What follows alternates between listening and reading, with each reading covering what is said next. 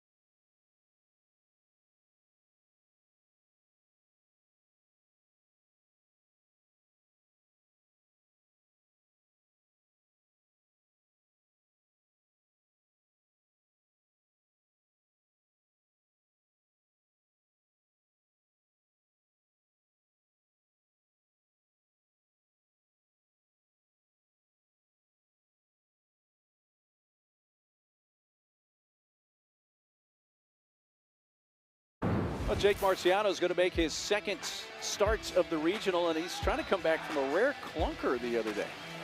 He's been unbelievable this season. I talked about it in the Open. Second in the SEC in ERA. Had just a great year. But Friday, velo was down. Location was central of the plate, and he got lit up by this Milwaukee offense. Just went 1 inning plus a couple of batters into the second, allowed 6 earned runs in that span. But all in all, he's had a fantastic season on the mound. Really has. Transfer from Virginia Tech. First year on the Plains. All right, here we go.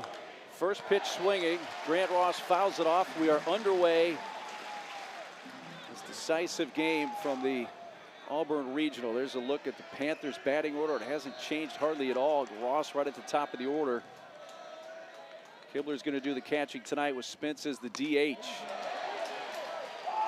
Already an appeal down to first. No swing according to Blake Felix. Already seen a 3-mile-an-hour uptick in velo out of Marciano. He was 87, 88 on Friday. Puts that one in at 90 miles per hour, and he's ahead of Ross, a ball and 2 strikes.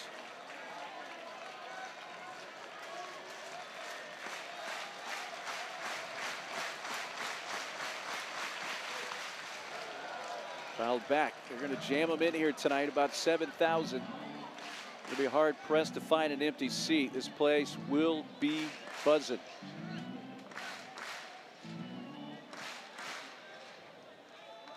It's been a great environment all weekend. Yeah, it really has. Really has. Goes off speed, misses high. Of course, Auburn got the early game on Friday, got the early game on Saturday, got the early game on Sunday, and other than last night's game, this is really their first night game. And in the dirt, a full count. Now these teams played. It began late last night and actually ended at 1 a.m. local time this morning. Because of long weather delays that we've had, that's been a common thread throughout all the days of this region. Scheduled for 5, it started at 10. 3-2 pitch to Ross leading off the game, and he takes strike 3. A fastball from Marciano, and that's how this game begins.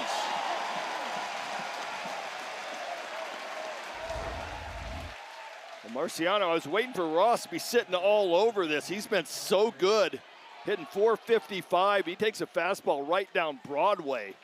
And this is exactly how the game started. He struck out Ross in game 1 on a fastball up out of the zone. So he got the first guy out with a strikeout just like that. It went south from there, so let's see how it tracks tonight. Breaking ball, ball 1. This is Charlie Marion, the right fielder. Senior from New Berlin, Wisconsin.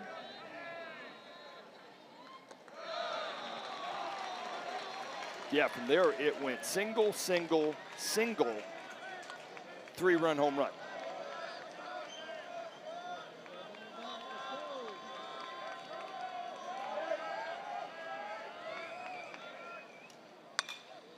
That's hit fair past the third baseman Guevara into the left field corner. Bub Terrell comes up with it, slips as he fires it in, but he will trickle that to second base, but it's enough to keep Marion from trying to advance, and he's held to a single. Well, first 2 sliders missed, so far Marciano 0 for 4 on landing a slider, which is his big secondary pitch. Sitting fastball, Marion laces this down the left field line. Looked like a double right off the bat, and he is going at a double, but nice job by Terrell to get it in quickly.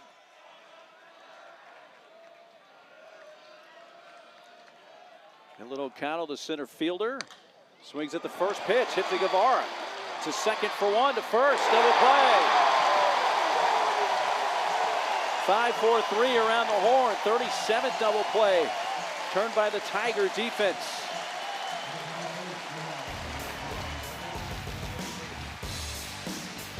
The 5-4-3, first pitch cutter. Guevara, Rembert, Bingaman.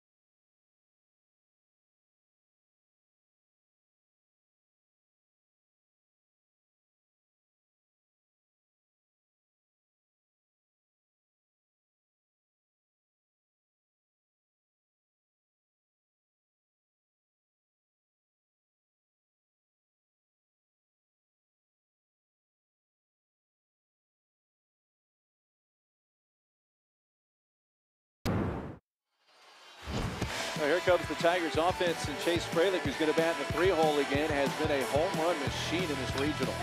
He has no singles yet. I mean, he has been unbelievable. The bat, the ball, he has hit some 440-foot shots over the Donaldson Center. And it doesn't matter if it's raining, sunny, and he will hunt something early. If you leave something elevated halfway in, he is going to blister it. He's having as good a regional as anybody has had around the nation.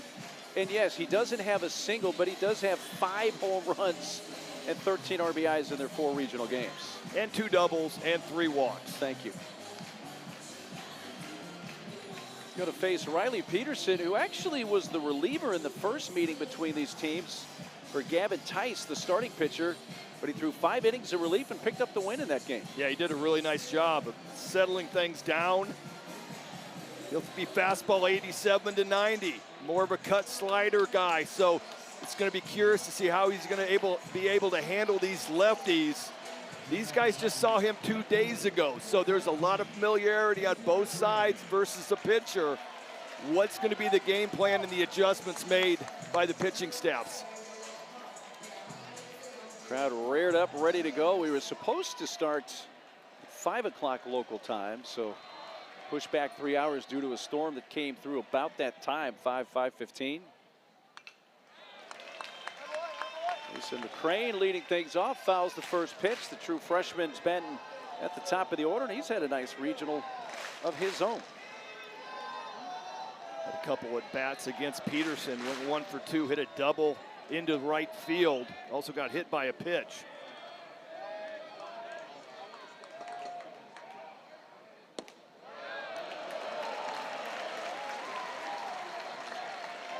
Peterson threw 78 pitches against Auburn in that relief appearance on Friday.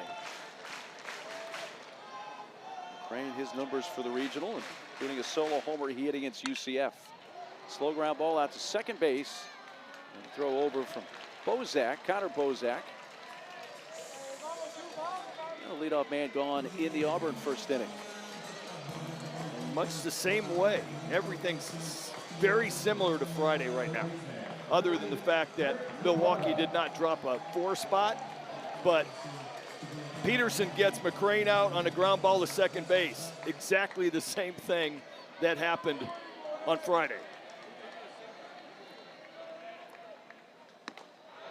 Swing and a miss by Tigers third baseman Eric Guevara.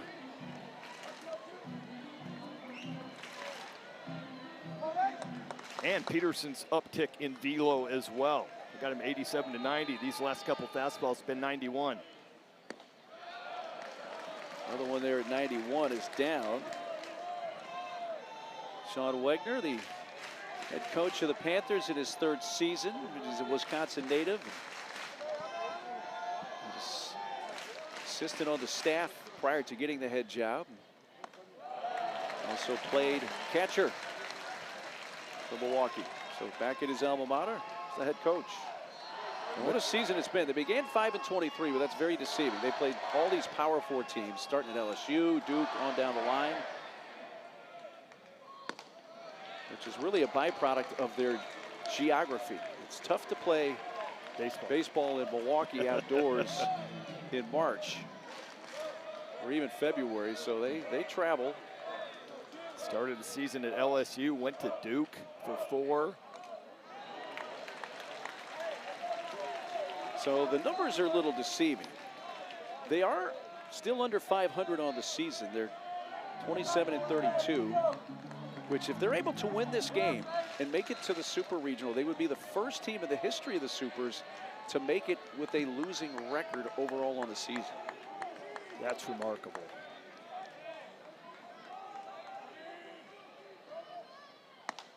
He went around. Peterson elevated. Guevara chases. A strikeout, 2 gone. Great start from Peterson. He has gone out here and it has been an electric fastball. He's using it elevated and then pitching that slider straight off of that. Guevara could not lay off. This is what we were talking about. 5-23 to start. number since. Had a 9-game winning streak, which ended at 1 a.m. this morning here local time when they lost to Auburn in the rematch. But now this is the rubber game, and whoever wins this rubber game has really got a big prize at the end of that stick. I mean, this is just a great atmosphere. Two good teams that are coming up, matching up again. Same guys on the mound. I'm really anxious to watch how this thing's going to play out. It's going to be a fun night. Crowd's amped up. Chase Fralick at the plate. He's been arguably not only the best overall hitter in this regional, but maybe of any regional around the nation this weekend.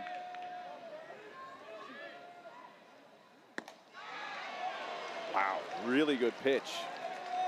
And if you want to spot an 0-2 pitch, that's pretty much where you want it. No, I mean, that's nails. I love this 0-2 pitch. I love the attack because all the hitters are so used to 0-2 wastes or 0-2 breaking balls out of the zone. Nobody wants to give up an 0-2 hit, and so that outside corner with a little extra velo is wide open.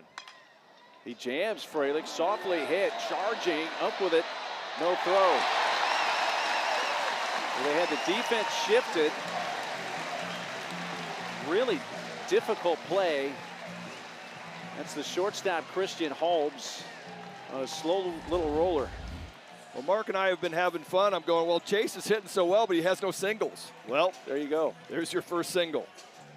And he's been hitting balls at like 100, 110 exit velocity. That one, 38 miles an hour. That might be the lowest exit velocity I have ever heard. That's a 38 wow. exit velo. I knew you'd enjoy that. 91 coming in, 38 going out.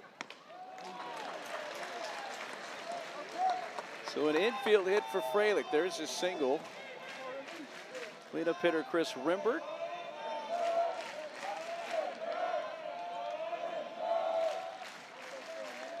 With a nice regional of his own. And he has another base hit. Serves that into right field. Fralick had a little idea about taking the turn there, but wasn't going to test the arm of the right fielder, Charlie Marion. And a couple of 2-outs hits here for the Tigers. All right, we've had plenty of time over these last 4 days to go through the analytics and break things down. And Rimbert, most of his hits are right center. I have no earthly idea why you would blow open the gap between first and second base. That was just easy pickings. That ball was not hit hard. It was hit 84 exit velo. There's just nobody in the area code. A couple of 2-out base runners for true freshman Ethan Bingaman. And he grounds one in that same area into right field. Here comes Fralick. He's headed home. The throw's into second. Bingaman hitting about 400 with runners in scoring position in this regional. Drives in the game's first run, his 50th RBI of the season.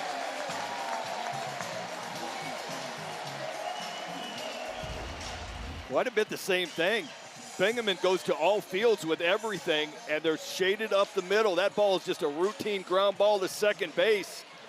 But first pitch fastball away. Bingaman will go with the pitch wherever it is. And 3 straight singles, not all of them, or not any of them have been hit very hard. And Auburn finds its way on the board.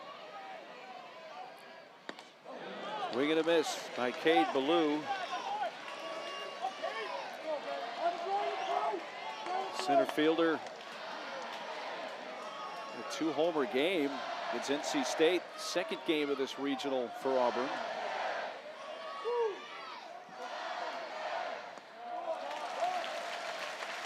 Ballou moves up in the lineup. Bingaman moves up, Ballou moves up, Terrell moves down. This has been Bingaman's spot, and Terrell was batting prior to that. And about the only change that Auburn has made in their lineup in the 5 games that they played. Terrell has had a great season, but he's scuffling a bit here in the regional, so Rich Tapson trying to take a little pressure off, drops him a couple of spots in the order.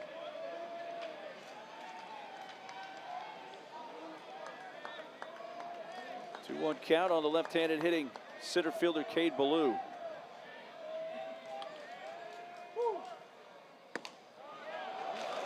Man. Peterson not missing by much. And instead of 2-2, that's a 3-1 count now. Hitters count for Ballou. 3 straight 2-out singles here has produced a run in the bottom of the first for the Tigers.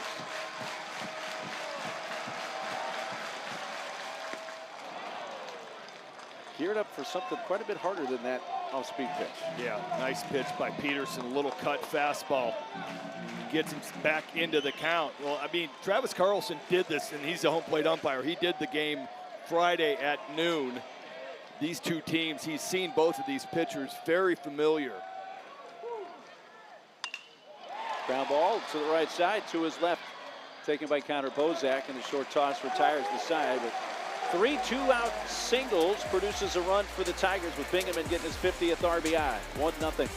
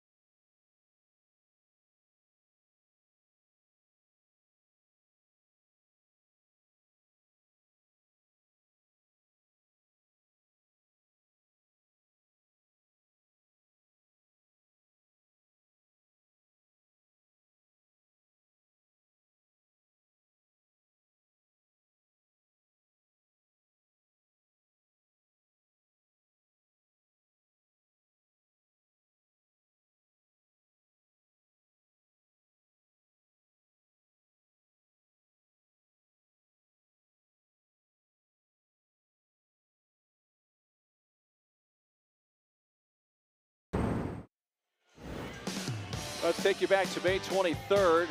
This is the Horizon League Tournament Championship game, and Joey Spence walk-off home run to not only win the game, but win the tournament and send Milwaukee to the NCAA tournament. Yeah, Wright State, a traditional power that is a regional familiarity. And that man right there goes up there, tying run at first base. Shows bunt, takes, gets a fastball down and in. Game over. So they find a little more magic. There've already been 2 number 4 seeds that have punch tickets to the Supers. Milwaukee become the 3rd. It's been a wild, crazy weekend of regionals. The 1 seed UCLA's out. The 2 seed Georgia Tech went down a little bit earlier today.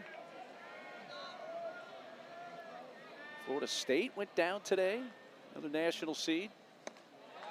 It has been unusual, I guess is the best word I could pick. Well, I mean, I think it goes to the parity of college baseball. You know, you see guys from mid-majors transferring in, not necessarily going to UCLA or North Carolina or Georgia Tech. And some of the mid-majors keeping their guys home and building a whole bunch of grad transfers coming in. It's just, college baseball is as fun to watch this time of year as any sport at any time. It is a great time of year. 1-2 pitch. Breaking ball fouled away. Mentioned Little Rock, St. John's, the 4 seeds that have advanced. St. John's beat Florida State today 5-4, so they eliminated the number 10 national seed Seminoles. Fresno State, of course, national champions in 08.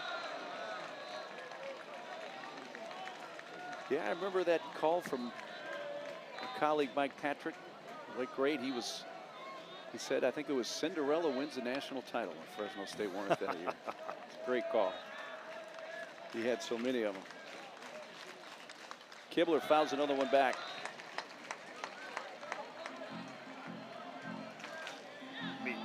From the mind of a pitcher right now, there's a lot of bad memories, a lot of echoes in Jake Marciano's mind. That double play was great, but now you're spinning around, and Kibler hit a nice single into left center on a slider.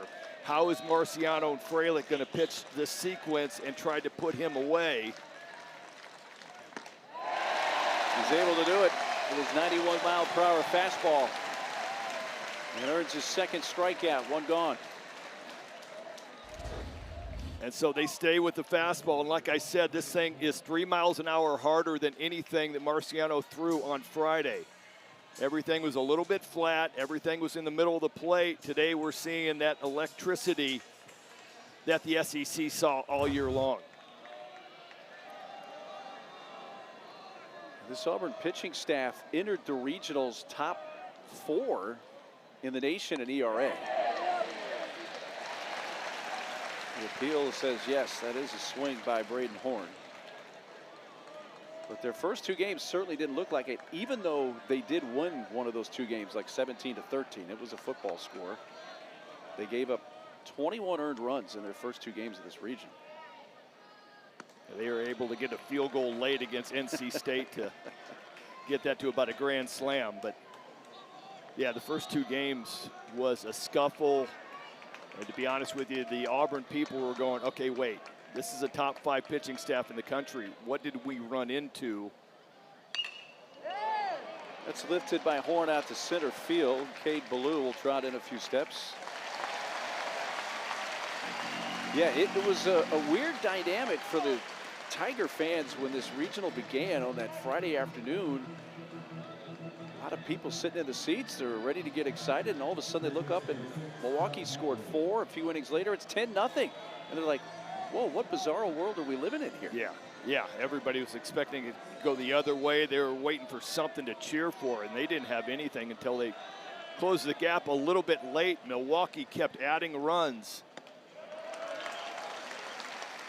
And then NC State, it was the opposite. NC State scores a little bit early, and then the Auburn offense woke up, and as we said, 17-13.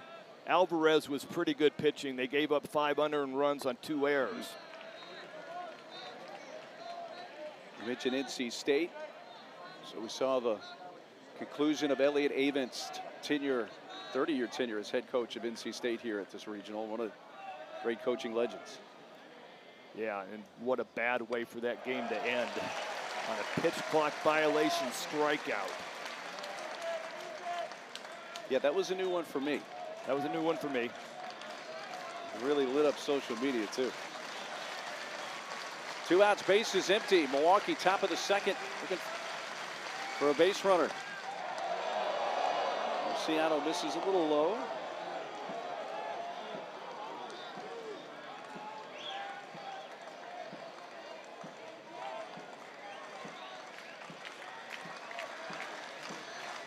Don Hadley, the 6th. Shoots it down the left field side. That's fair, into the corner. Terrell picking it up on the warning track and coasting into second. Hadley has his 8th double of the season.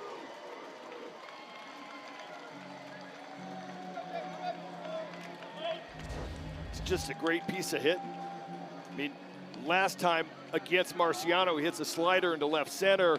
This one, he's back just enough to stay with that fastball at 91. Shoots it down the left field line. Hadley has shown up well here, hitting .333, couple doubles. That is his 3rd double. He's got a triple. Yeah, so 4 extra base hits in the regional. He represents the tying run. And 2 outs. Strike 1 to Connor Bozak.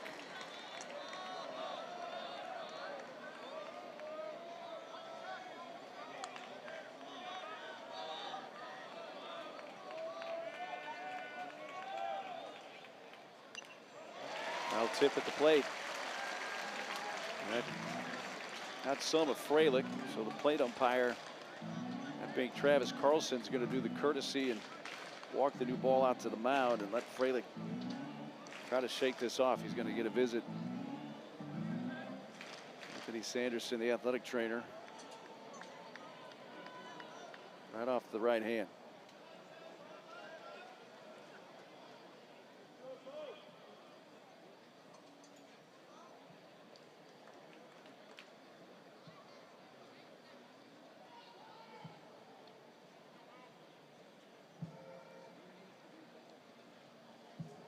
It's gotten very quiet here at Plainsman Park. Obviously a lot of concern because this is Fralick, who's been a monster with the bat, which doesn't even take into account all he does as a catcher, which includes calling pitches, which is a rare thing in this sport these days. It's old school, and he calls the pitches. Yeah, I mean, there's a lot going on right now. First of all, he's pretty dang good at throwing out runners at second base. That too. He spends a lot of time prepping for these hitters and changing up this game plan with Marciano, and we already talked about what he's done at the plate. Just a foul tip straight down right on top of the hand. Probably give him a chance to throw a couple baseballs, see if he can throw.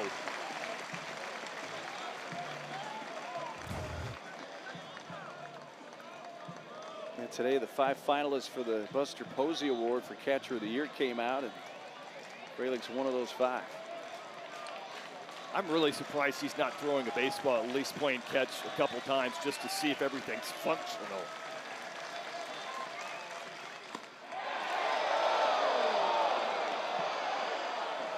There you go. He about launched it. He almost threw it over Marciano's head. Your point well taken there, Greg. I mean, it just seems like a basic thing. Just, hey, you got time. We just took a couple minutes for you to look at your hand. Why don't you throw a couple balls back? Maybe throw one down to second base. Strike 3 call.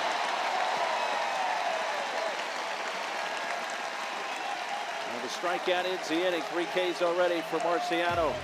Milwaukee, Strance Hadley.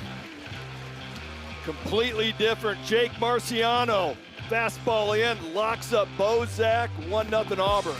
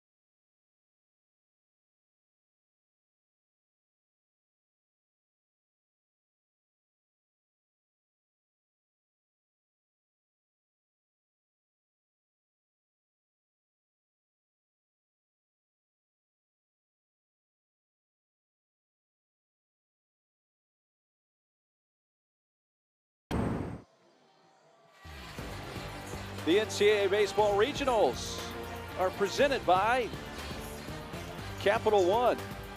What's in your wallet? Well, there are 5 jerseys up on the wall here at Plainsman Park. You're looking at the gentlemen who are so honored.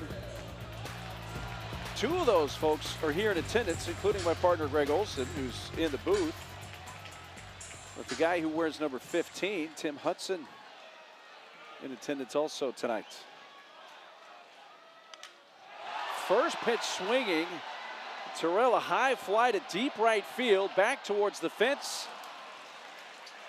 And is caught by the right fielder, Charlie Marion. Will Terrell drop to the 7th spot in the order Been scuffling with the bat, but he had a good rip there and almost hit one out to right. And the fans who really love Bub in this town, we're rooting for that one to go out. It fell a little short. Yeah, he's had a rough go of it in the regional, and that's the power that you see. That was just like a check swing, get out of my kitchen with that fastball from Riley Peterson, and it takes it back to the track. Brandon McCrane squares and shows bunt. It was a really neat moment in one of yesterday's games for Auburn where Terrell had what was it, like a 15-pitch plate appearance. It did wind up in and out, but as that kept going on, the fan base just kept getting more and more into it. And then there was the chant, "Let's go, Bub." And it was a really unique and in many ways emotional treat to witness. Yeah. Very cool from this fan base. It really was. It was something I have never seen in my life, where the fans were almost rooting for the at-bat to continue. Yes.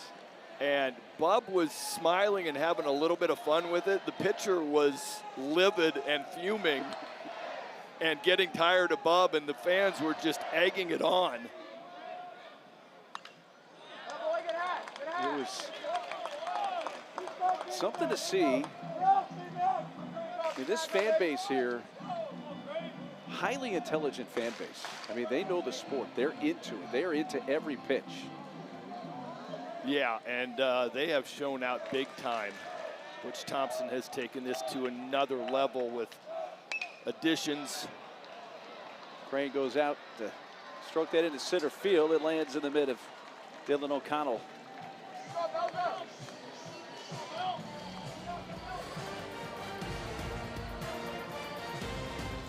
Well, you can scan that barcode right there for squeeze play. ESPN, the home for the NCAA College Baseball Regionals and around-the-clock multi-game coverage. You scan that QR code. ESPN Plus subscribers can access expanded coverage with squeeze play.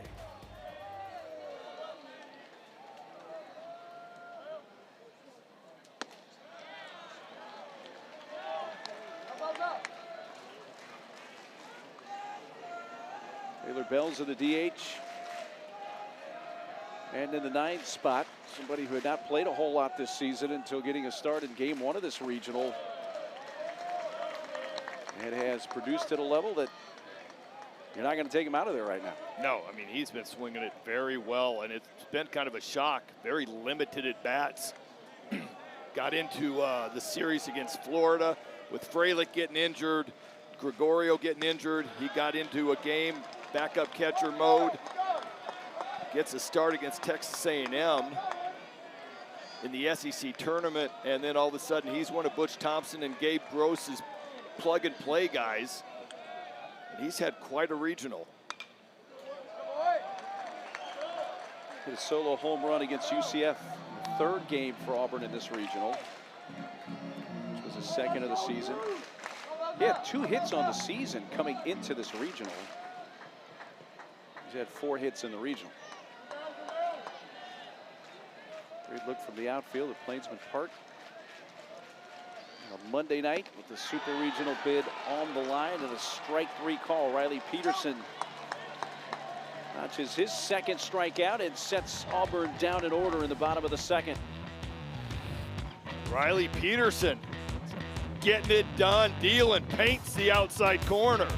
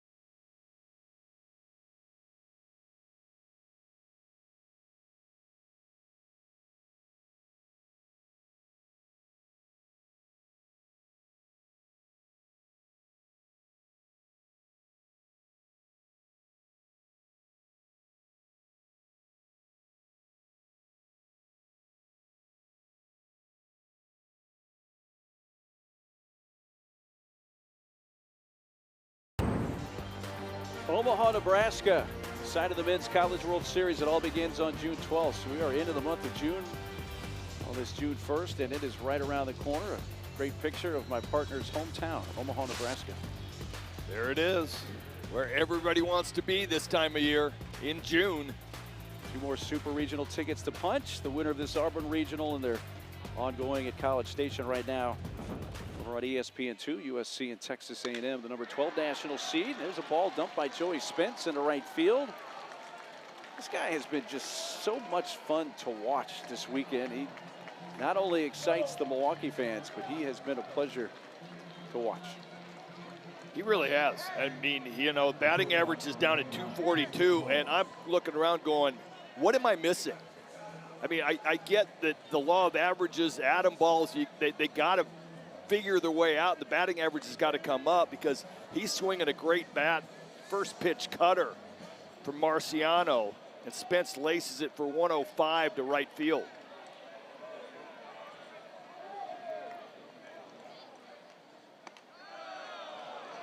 A little high to Christian Holmes.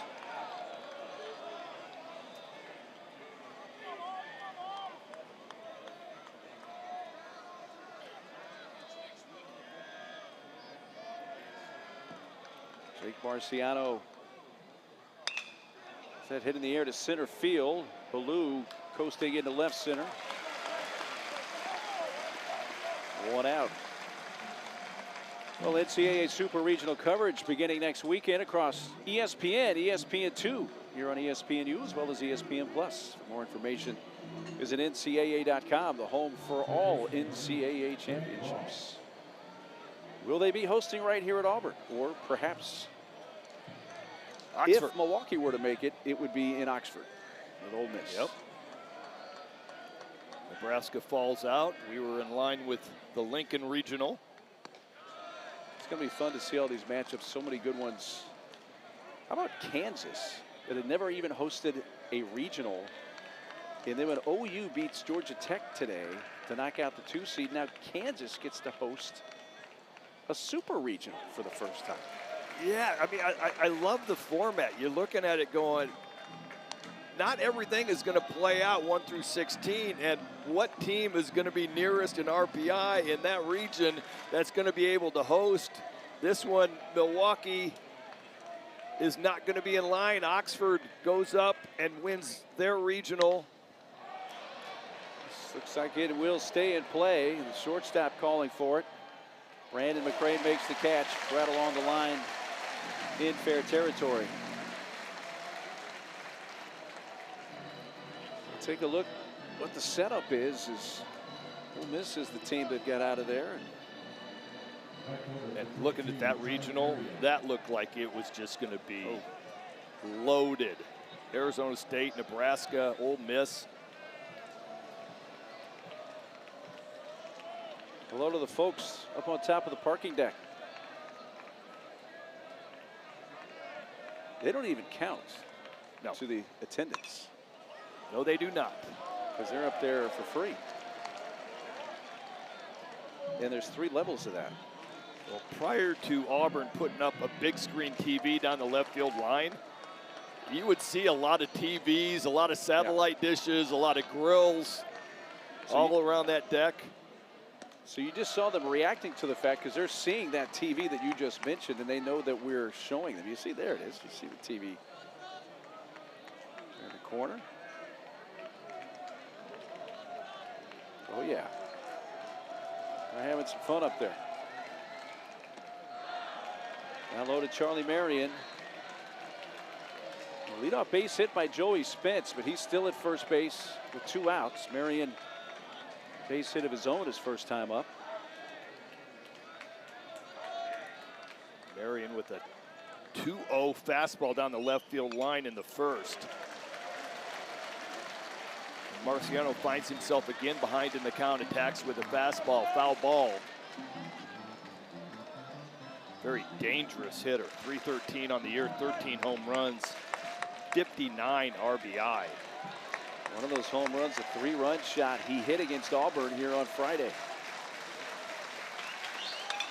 Bouncy ball towards the middle, sliding Remember, didn't see where it was. He thought he had it for a moment, or that it kicked to his right. And everybody is safe.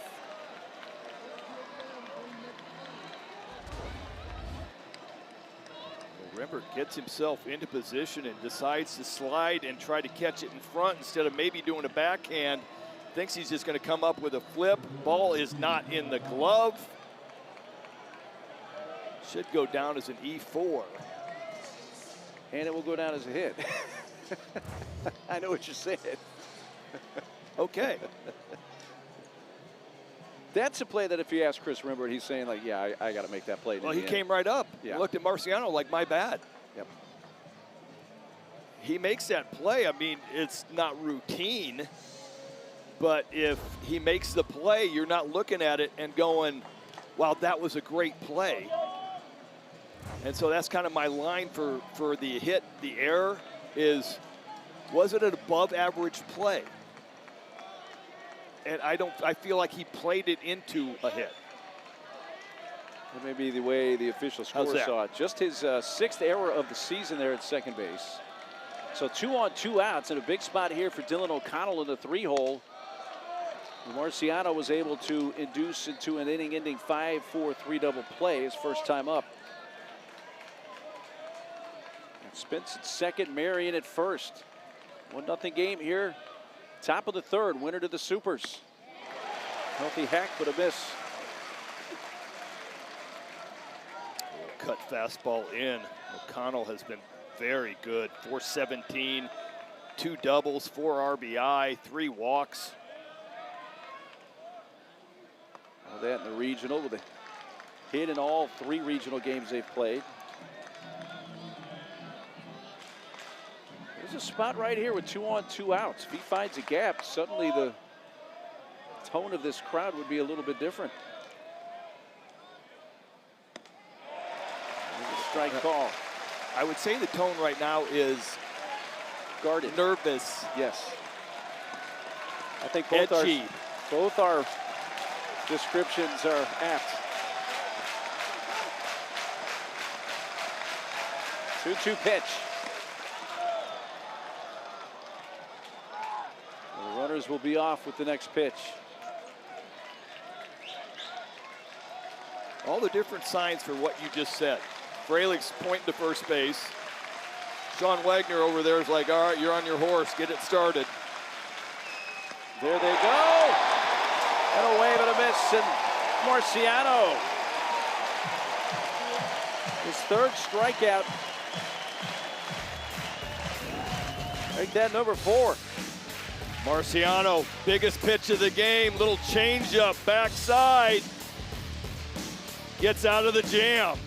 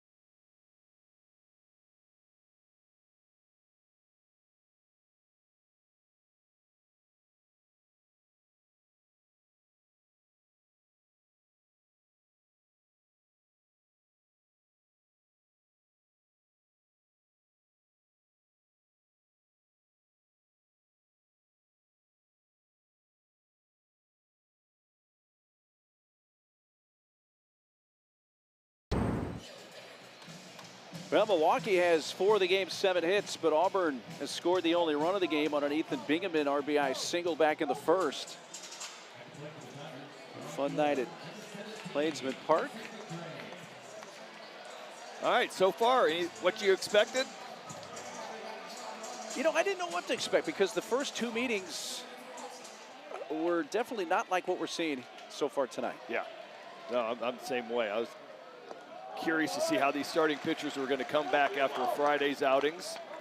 Offenses have been very offensive.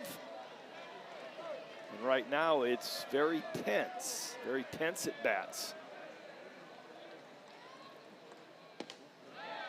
I mentioned the fan base here that's so plugged in not only to Auburn baseball but college baseball. I'm sure most of them are all aware of what's been going on around the country this weekend in the regionals.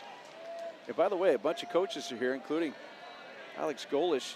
He, amongst other coaches, Stephen Pearl, Butch Thompson, others, have bought a bunch of tickets for students to attend tonight's game. Yeah, it's really cool. Larry Vickers. I think Larry did the same thing. He was part of that group that purchased tickets for Auburn students to come out tonight. Basketball coach Stephen Pearl bought 100. Indeed. Butch Thompson bought 500. There's Stephen Pearl. If Dad Bruce is around these days here. Looks like he's wearing a baseball jersey. I think he was. I love how Sonny DeShera at first base. He's like the Statue of Liberty out there, man. He was on that team in 2022 that went to the College World Series. And so I'm sure having left professional baseball like he did and I did, and I got to do something to help. And so the motivation of he has taken foul balls. And he's wore one foul ball on a line drive to his foot, didn't move. We had a timing violation here. So you might see him get hit by a foul ball. He will get out of the way usually. Here's a 3-2 and it's low ball 4. So the top of the order, Mason McCrane. There's a leadoff walk, and it's the first walk handed out by Riley Peterson. During the season, when Auburn has gotten their leadoff man on in 184 innings, they have scored 269 runs, which is 1.46 an inning. About 69% of their total run output.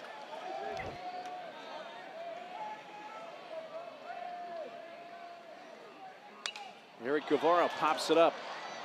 Right side of the infield. Calling for it is the second baseman, Connor Bozak. Now they have a force out at second base. It's picked up in the shovel in time.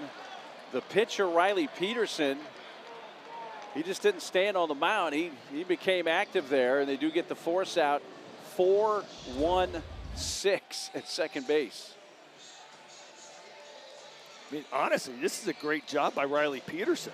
I mean, he's heading over to first base, so he ends up being in somewhat the area code for the deflection. But the wherewithal, the hustle to get over there and to the short little flip.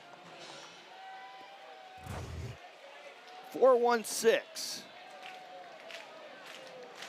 Haven't had that one. Breaking ball to Fralick, misses. We had a 2-1-3 completion of a strikeout.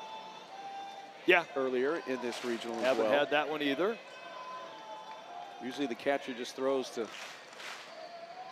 first base to complete the strikeout, but there was a steal attempt at the same time and happened to throw it by the pitcher who caught it and threw to first base to complete the strike. That was a weird play. We had a lot of weird things going on. Yeah, it's been a fun regional. But It yeah, has. that one was a Fralick to Petrovic, and Fralick realized that it was on a strikeout and the ball had been dropped. He throws down to get the caught stealing. Petrovic catches it, quickly fires to first for the, as you said, 2-1-3. Corey Bigler, pitching coach for the Panthers, up to the mound. There's Petrovic. He really did his job to stabilize things from a starting pitching standpoint after a couple of shaky games in that department to start for Auburn. He really did. He did a great job, and he's done that all year long. Coming out yesterday, I'm losing track of days now. Me too. Came out yesterday and was able to stabilize the pitching staff with a great outing. Cormier, by the way, as you see there, who had a up and down, mostly down, first appearance in this regional out of the pen, had a really good one yesterday. Yeah, he was excellent, freshman. All right, ready to go again, and a 2-0 pitch to Freilich. That was Corey Bigler, the pitching coach for Milwaukee. Came out and it looked more of a one-sided motivational speech. I've been a part of those, so you don't say anything. It's a bad idea to say anything.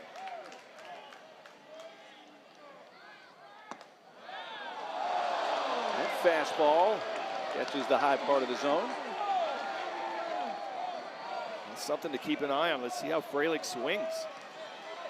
Got hit on the top of the right hand. A foul tip just a bit earlier in this game.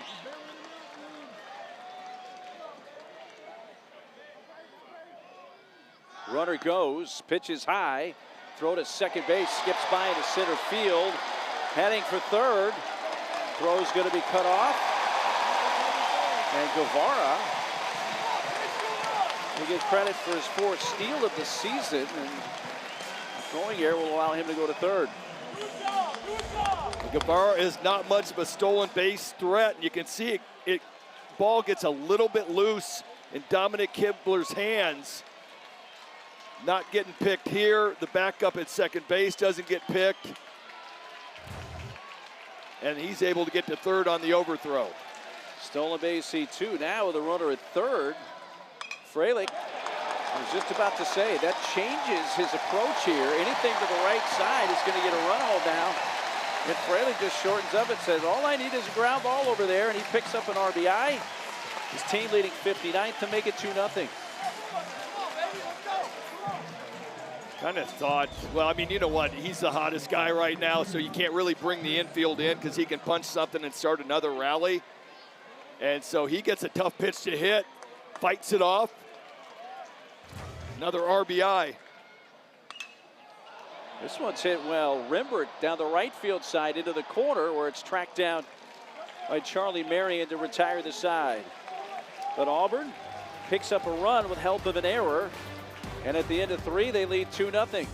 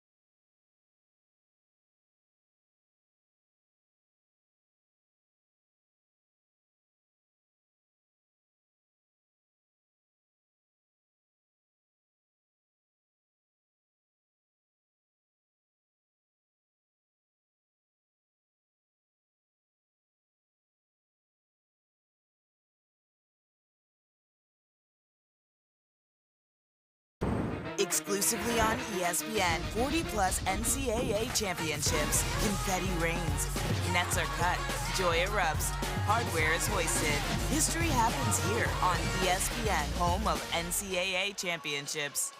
Speaking of NCAA championships, the Women's College World Series continuing this week from Oklahoma City. There's the bracket. Texas had to beat Tennessee twice today. They did.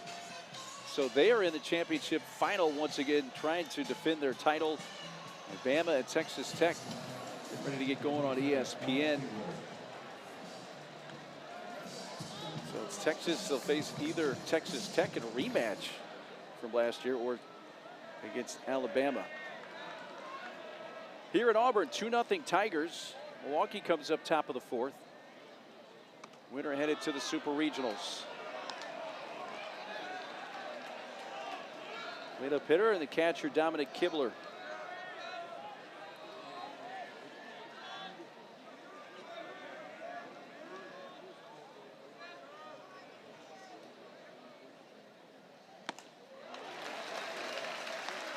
Kibler, really nice splits on the season.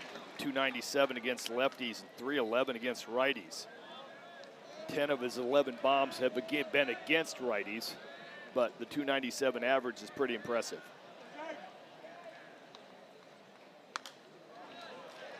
He is All-Horizon League first teamer this year. Spent his first couple of seasons at Kent State. His first year with Milwaukee.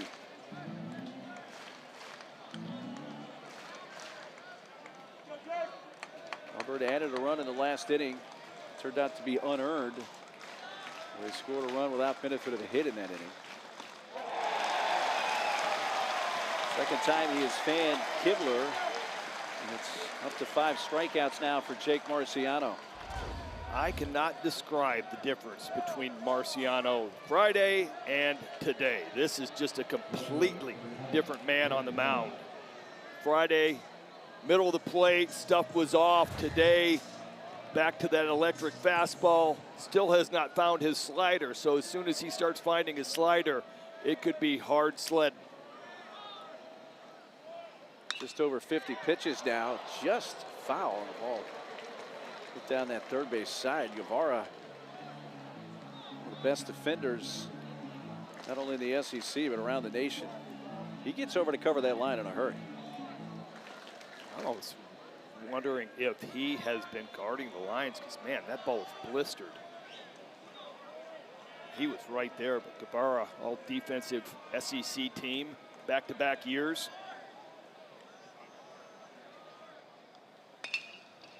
Towards the whole right side. Remember, diving stop from his knees, safe. Well, Rembert right there showed you his defensive skills. Made a close play that off the bat looked like it was going to be an easy hit. Horn is seeing the ball well. He's trying to shoot this ball through the 43 hole. Rembert lays out. Horn runs just too well. Bang, bang. Nice effort, nice piece of hit. That's 5 hits now for the Panthers. One out base runner here for John Hadley. There's one of those hits from Milwaukee, and their only extra base hit. Yeah, let's see how they approach this. Hadley hit a fastball down the left field line. Let's see if Marciano and Freilich choose to pitch a little bit differently. Maybe not. All right, you think you took my fastball away? Here's fastball strike 1.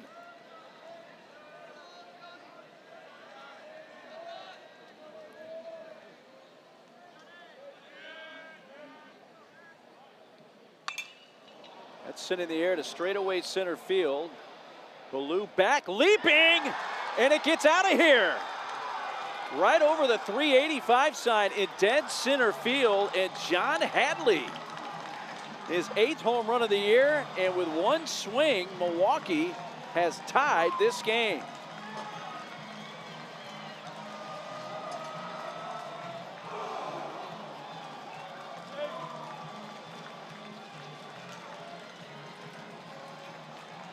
That ball just kept going and going. I talked about the slider has not been there yet for Marciano. Hadley,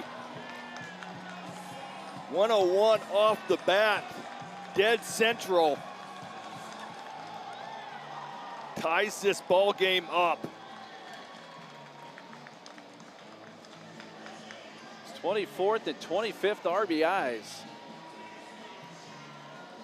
Marciano watches it just out of reach of Ballou out in center field.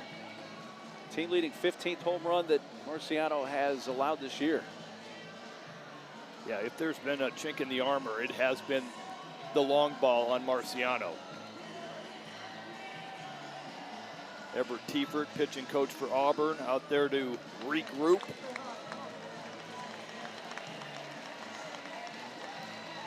Got some action in the Auburn bullpen. Looks like it might be Jackson Sanders.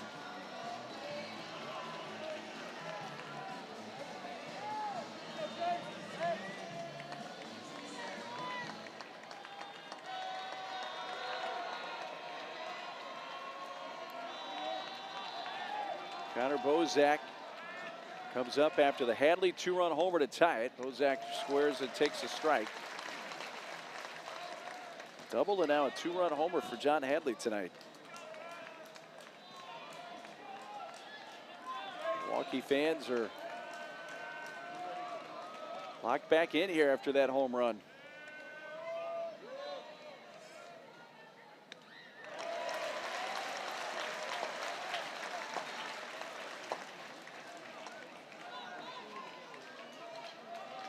Definitely changed the complexion of this game with one swing.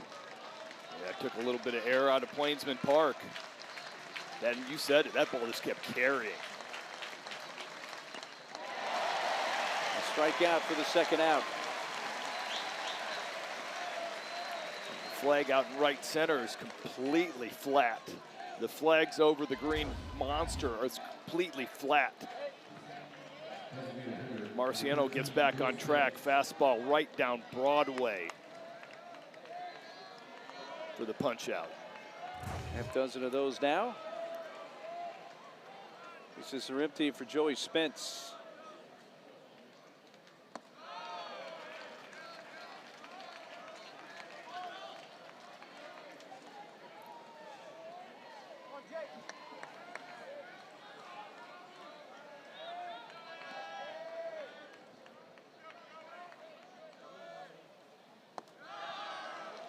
Low to Spence, 2-0. Joey single to right field in his first at bat. So he has hit safely in every game of this regional for the Panthers.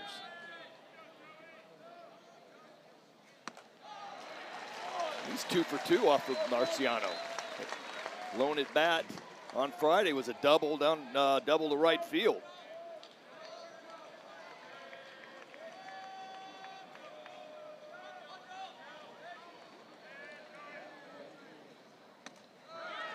It's been an interesting ride for Joey Spence, who was actually drafted out of high school by the Arizona Diamondbacks in 2021. The MLB draft, 18th round, but went to Notre Dame for 3 seasons. Didn't play much in 2 of the 3 seasons. He went to JUCO and now at Milwaukee. Off the end of the bat, sends one in the air to left field. Bub Terrell trots in.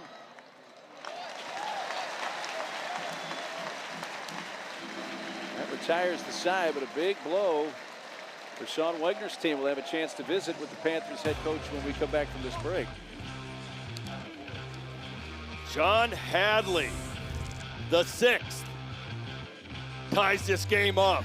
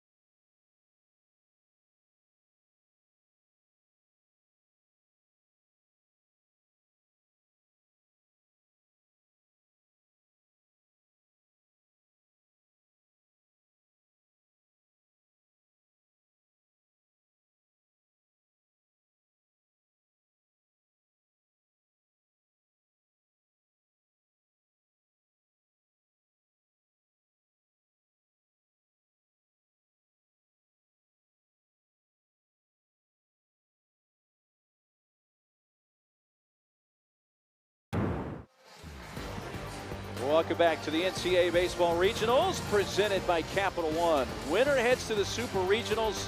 Milwaukee trying to do that for the first time ever. It's tied 2-2. Let's chat with our head coach, Sean Wegner. Let me start with your selection of Riley Peterson. He obviously pitched 5 innings in the first game against Auburn and pitched well, picked up the win. What took you over the top to bring him back and start him in this game? Yeah, Riley actually came up to us and said, I want the ball, right? And when you're a coach, you want to be smart and you want to make sure that you're not overusing a kid. but he was pretty effective in his first outing, and we knew he'd be a good matchup here. So when he came in, even yesterday asking for the ball, we knew he was the guy. Man, so much depth throughout your lineup. Looking for an offensive spark. Who's it going to be other than Hadley doing what he just did? Yeah, I mean, that's a big swing from Hadley right there, one of our biggest energy guys. We just need someone to come up with that 2-out hit, right? When you have to win big baseball games, you got to get guys on, but ultimately it comes down to 2-out hitting. Hey, Sean, quickly, one more real quick. Imke, Tice, are these guys in play for today to bring them out of the pen? Yeah, this is a winner-take-all game, so we're going to go to whatever means we have to try and get to this super. Message received. Thank you for the insight. Thanks so much. Thanks, Coach. Appreciate it, guys.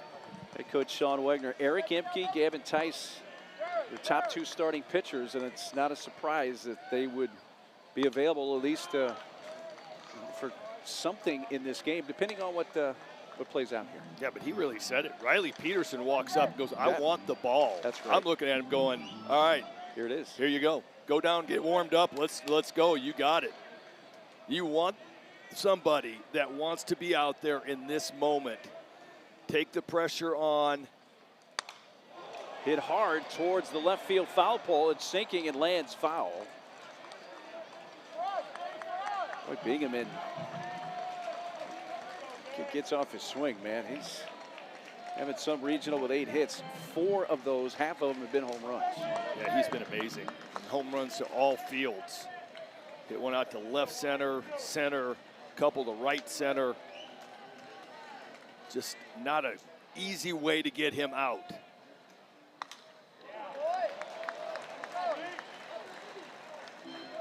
Another packed house at Plainsman Park with a lot on the line. Winner, the Super Regionals. Just 2 more of those tickets to punch. You got the USC Texas A&M game going on in College Station. That's the other one yet to be sorted out. Line in the right field. Ball's going towards the corner. Bingaman thinking 2. He's on his horse. Here comes the throw from the right fielder, Marion. Swing with the tag. Got him. And right away, Marion with that throw, but Bingaman saying they'd like this reviewed, and I think they have a legitimate case to overturn this, just watching it in real time. All right, first of all, great piece of hit, and this is what he does. Stays inside, will shoot it to right field. He comes up. He is looking for 2 the whole way to get a spark started. How about this throw from Charlie Marion? On the spin, a dime. And I think he's safe. Just on this tag there. I don't think he got him initially on that swipe. Yeah, we have to obviously look at several different angles here. Where the initial tag came in, that left foot stayed on the base. At least from that angle, it looks that way. If it had come up and the tag was on, perhaps he had come up off the base. But from what we saw from that angle, that to me looked like enough to overturn the call on the field. How about you? Well, I think the ball was there first. Yes. So initial instinct by the umpires to go bang, you're out. So ball's there. I just think that the swipe tag was not on the body. And like you said, I don't think the foot popped up. The crowd, by the way, is reacting. They're seeing a couple of the angles on the scoreboard. And there's the NCAA Replay Operations Center at Pittsburgh. It's reviewing this play and the challenge by Auburn. This is a big one. Did you see Leadoff enough, man though? at second base. I saw enough. It's indisputable enough to overturn it. I think it is. I think he was safe. I think it was a swipe tag that missed the body. And then you could see him go back for it and then get the tag on the leg while he was on the bag. You know, with the reviews in college and Major League Baseball, a lot of times when you review a play like that at second base, sometimes you'll see a foot kind of come up briefly while a tag's on him.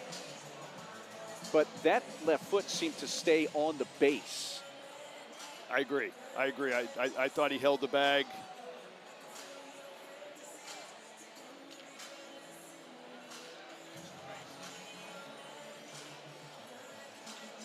It's been taking a while here, so let's see what the result is.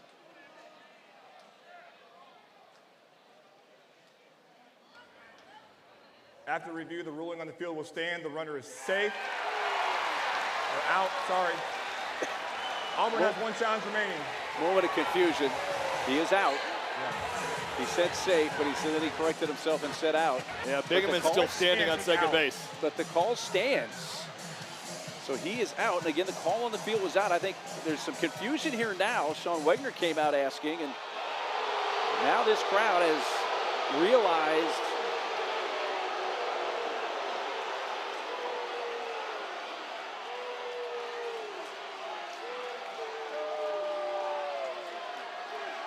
so Auburn burns a challenge, they lose it.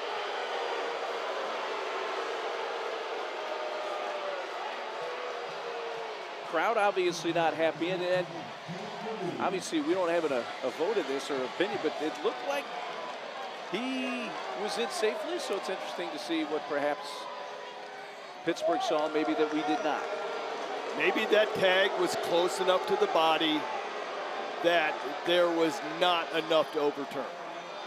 Excellent point in that the call stands. It wasn't confirmed or overturned, it stands. Meaning, at least the way I interpret that, if the call had been the other way around and Milwaukee had challenged it, I think it would have stood. Yes. I don't think there was enough. We didn't see a tag, but who's to say if the end of that glove did not touch a piece of fabric? Very true. And the ball, as I said, beat Bingaman to the bag, and then it was a swipe tag on a spin move. Well, and a huge call and decision there. Otherwise, Bingaman's at second base with nobody out. Instead, its base is empty with 1 out, and Ballou pulls 1 foul. Well, I mean, here's the thing it goes to. It's you're looking right at the right fielder. As you're coming down the bag, as a base runner, you are going, all right, I'm going to right out of the box. That's perfect. But you are looking at the right fielder to see if he is coming up with it. And then you make your decision as you're rounding the bag, whether you're going or not. And you have a little glimpse to go, all right, he's picked it clean. Picked up by the catcher.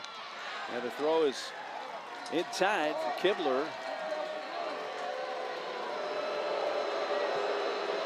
And this crowd's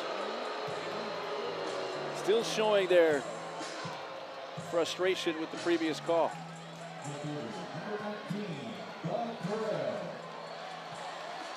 So, I mean, right out of the hand of Charlie Marion, I was like, uh-oh. This one's going to be close. If it's on line, if the throw's offline a little bit, Bingaman's safe.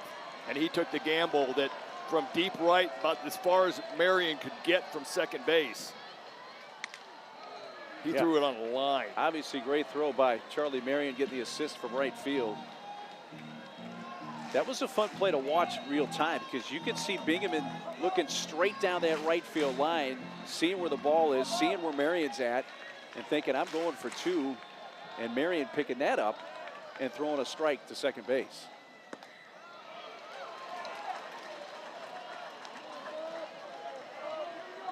So the word we have gotten from the Pittsburgh Replay Center is they saw nothing definitive to overturn it. So, I mean, the tag was close to the body. And so who's to say that it didn't scrape some fabric? I mean, for me, kind of looking at it and knowing baseball players' reactions, going back to tag him on the leg is kind of like, I missed. I gotta get a tag on. And that was by Christian Holmes at shortstop. That, for me, but that's not a factor that the umpires are looking at. He's either safe or out on the call. So that's the key word. Was there something indisputable to overturn the call? And there was not. 2-2 count on Terrell. Full count. Bub fly to deep right field his first time up. Auburn's just waiting for him to engage. He had such a great run from mid-April through the SEC tournament at the plate. Chopper up the first baseline. Hadley takes it himself, steps on the bag. That retires the side. And the crowd voicing their displeasure after that challenge denied. And it stays a 2-2 game at the end of 4.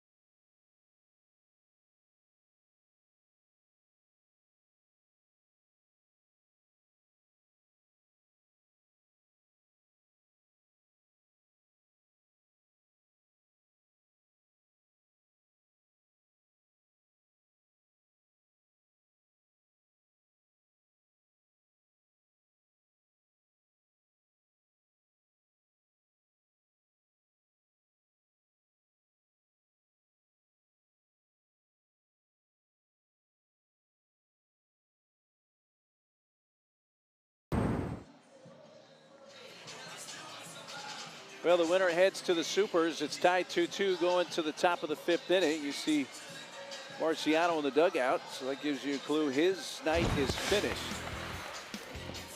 He was close to being lights out, just missing that slider spin that he has had all year long. 6 punch outs, no walks, about a normal stat line for Jake Marciano. Just gets stung with 6 hits and the 2-run home run last inning. So his first start against Milwaukee on Friday and tonight's. Yeah, bit of a difference. And like I said, there's been a big uptick in stuff. Location was a lot better. Jackson Sanders comes in to take over on the mound. Sanders has been in a piggyback role, so not a whole lot of starts, but you can see the innings. 63, 2.7, 4-1, 49 hits. Fastball is going to be 89 to 93. Slider, changeup. He is a bottom of the zone guy. Everything's going to be the bottom of the zone, and he can spin it as good as anybody. He pitched on Friday against NC State, went 2 1/3 innings. 42 pitches, 26 of those were strikes. He started out the season on the weekend, 7 games started. Got moved into the bullpen and has moved into that piggyback role, so he's followed Marciano, he's followed Alvarez, and been just a stabilizing force for 4-5 innings.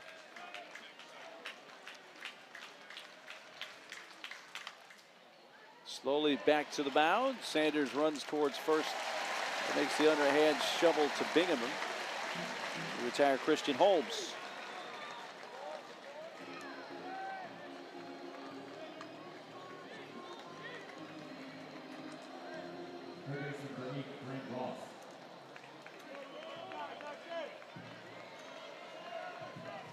Back to the top of the order for the Panthers and Grant Ross.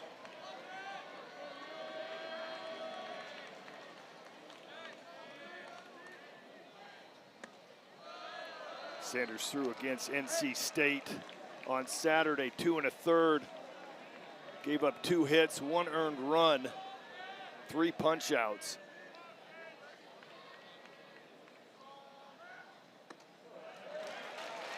It's in a strike, 1-1.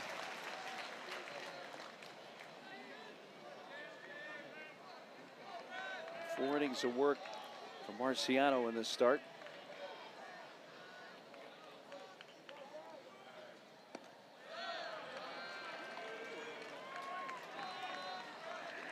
Ross has struck out looking and popped out to short.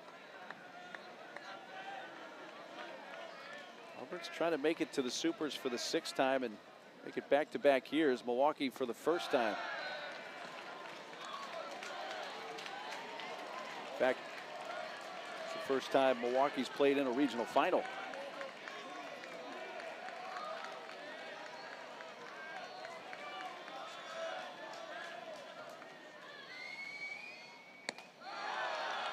That is outside, ball 4.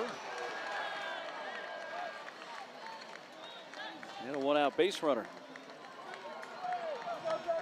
Well, game 1 of the Stanley Cup final gets underway tomorrow night, Tuesday, 8 Eastern on ABC, as the Golden Knights take on the Hurricanes. You can also stream the game on the ESPN app. Vegas and Carolina, game 1 tomorrow night.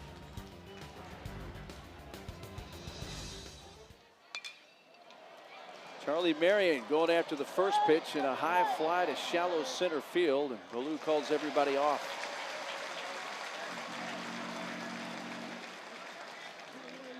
So they get a big out of Marion, who had base hits his first 2 times up. Well, you're pretty much going to see cutters and sliders coming out of Jackson Sanders' hands. Almost a 70% clip usage on those 2 pitches. And he will live and die with it. He'll throw it 3-0, 3-1, 3-2.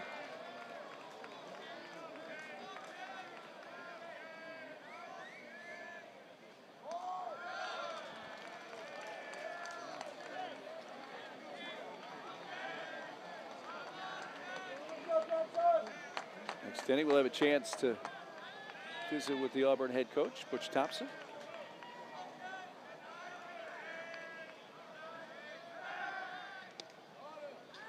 Check on Ross, who does have 16 steals this year.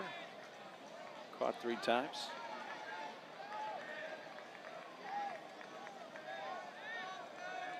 This Panther team will flat out try to run on anybody. 124 stolen bases on the year.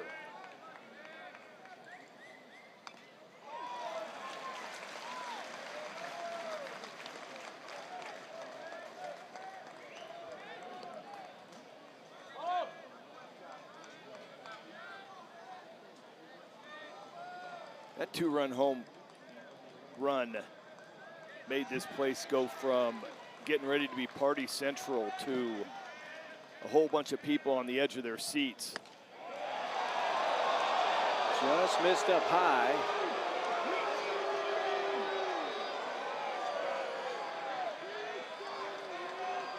Milwaukee using a pinch hitter here. Cade Palkowski and in O'Connell's spot. Strike on the outside corner, 2-2.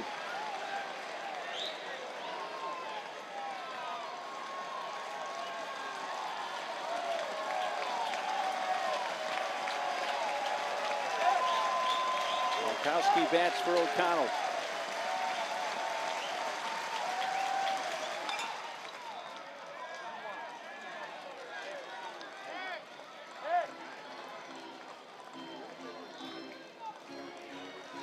John Hadley double his first time up, then a 2-run homer in the 4th to dead center. Tied the game at 2. Winner to the Super Regionals.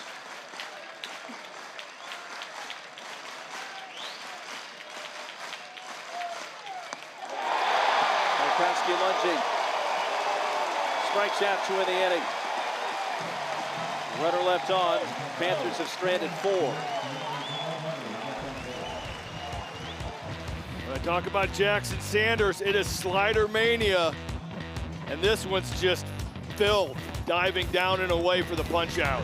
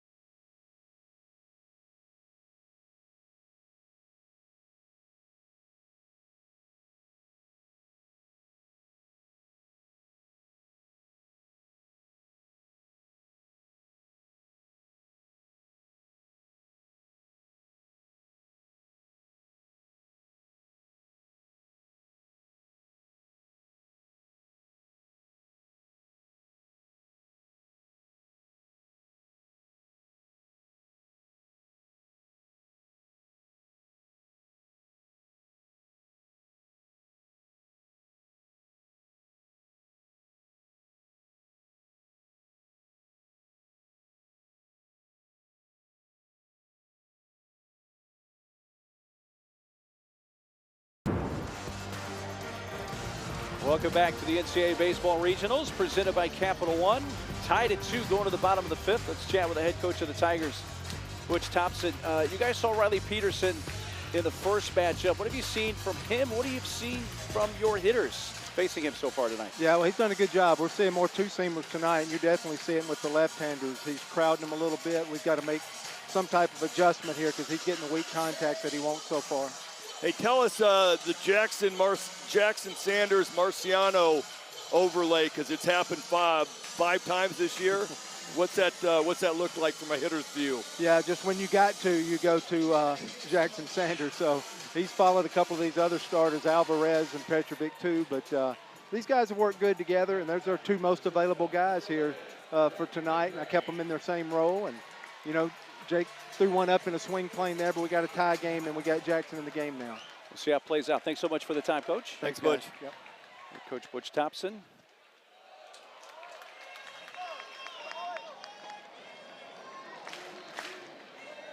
Reed Polakowski stays in the game. Takes over in center field. 2-2 here in the 5th. Home half. Brandon McCrane leads off. It's the 8, 9, and 1 hitters for the Tigers. Brandon fly to center in his first at bat.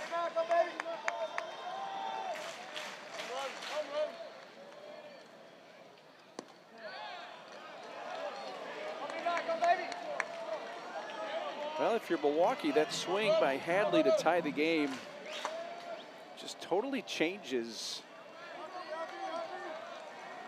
the mood of the crowd, the expectations, and the confidence level of your own team if you're the Panthers. Yeah. Because we're in the middle stages of this game, and there's a ton on the line, and this is a 2-2 game. Yeah, I mean, you're looking at it from the outside going, well, Auburn did this, Auburn did that. Milwaukee's record isn't that good, you know, and you're expecting this. And so last night, you know, 8-1, was that a wake-up call? And you're going through it, and you're waiting, going, all right, well, you know what? Milwaukee's been really good. Had a 9-game win streak. And which Milwaukee are we going to see today? And that Hadley home run was probably the spark they needed to shut the crowd down a little bit and get them energized in the dugout to believe that they can win this regional. Peterson does issue a leadoff walk. It's the second time he's done that in the game. Also did it back in the 3rd.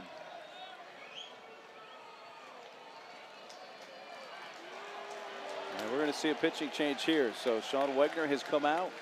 In our conversation with him last inning, threw out the names of a couple of his starters, including Tice, who's been their main guy in the rotation, and Emke right behind him, and basically said everybody's on the table, so we'll see who comes in here. Pitching change for the Panthers here in the 5th in a tie game. The winner going to the Supers.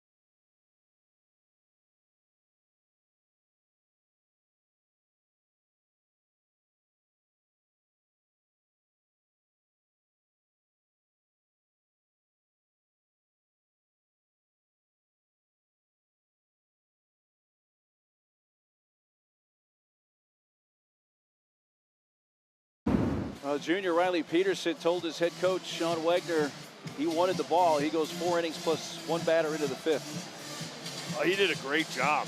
He really did. Completely different stuff than we saw on Friday night. Much better, ticked up a lot, and you see the results. Gave up 5 earned runs on Friday. Today, got into the 5th, 1 earned run, 2 strikeouts, 2 walks. Mason Weckler appears for the 2nd time in the regional. Yeah, we saw him on Saturday against UCF. 2 2/3, gave up 3 hits, 1 earned run. Fastball's gonna be 86 to 89. Slider, curveball, changeup.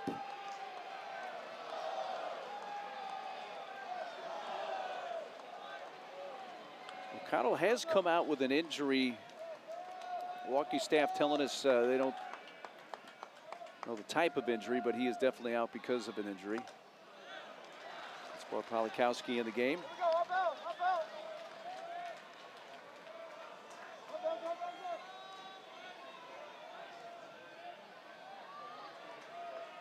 DH Taylor Belza. 0-1 pitch.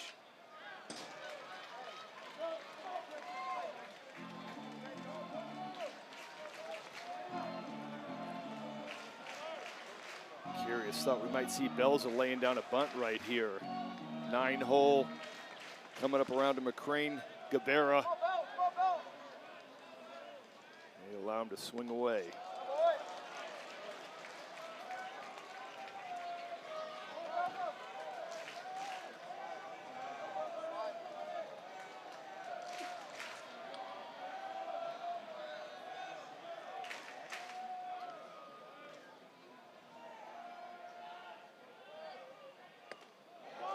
Inside to Belza, so from 0-2 to 2-2. Well, that is the one thing he has done this regional. He has gotten hit by pitches, 3 of them. On base percentage of .529 coming into this game.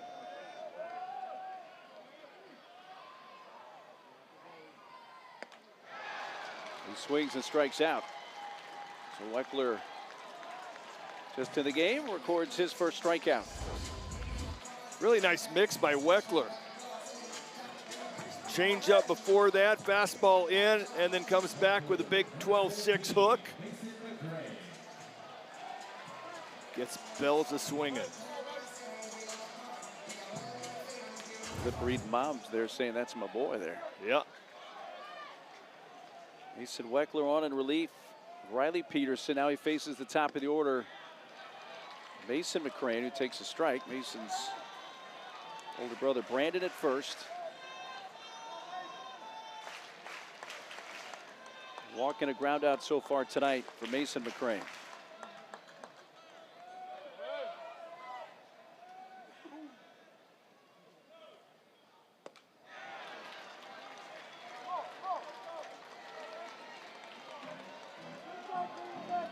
The ball's 2 strikes.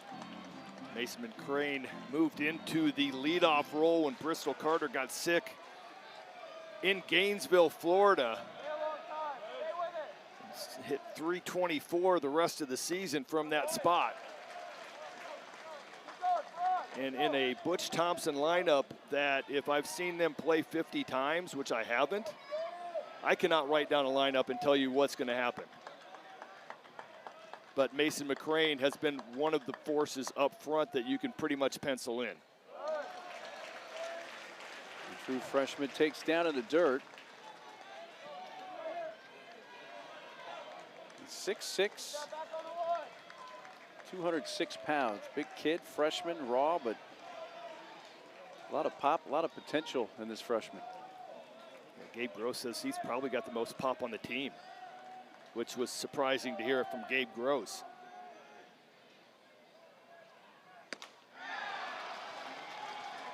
Weckler's come in and fanned the first 2 he has faced.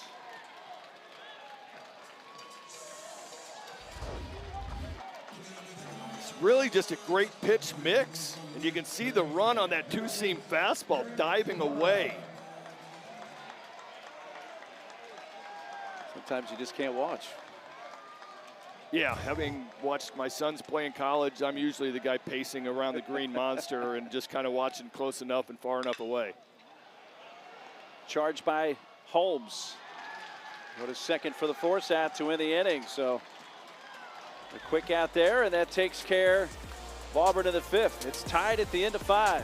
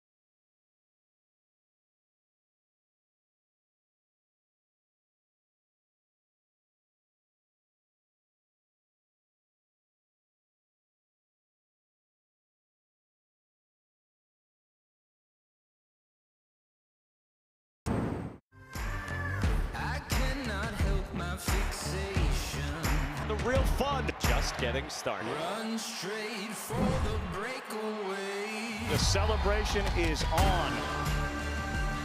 Which 8 teams will be left standing in Omaha? None of the 8 that were there a year ago will be there this year. We know that already. None of those teams are still alive. The 1 and 2 seeds are out. We have had 2 4 seeds, St. John's and Little Rock, punch their ticket, and a third right here. Milwaukee's trying to punch theirs. Tied at 2 here with Auburn. I mean, you got to love it. You really do. None of the 8 teams from last year are going to return, and then you lose the number 1 and 2 seeds. Number 4 is in the fight of their lives right here. Now Auburn, the number 4 national seed. Top of the 6th. Dominic Kibler, the catcher, leads off for the Panthers. Milwaukee has 2 runs, 6 hits, 1 error, which has led to an unearned run. 2 runs for Auburn on 4 hits, no errors. So an unearned run for Auburn is why this is 2-2.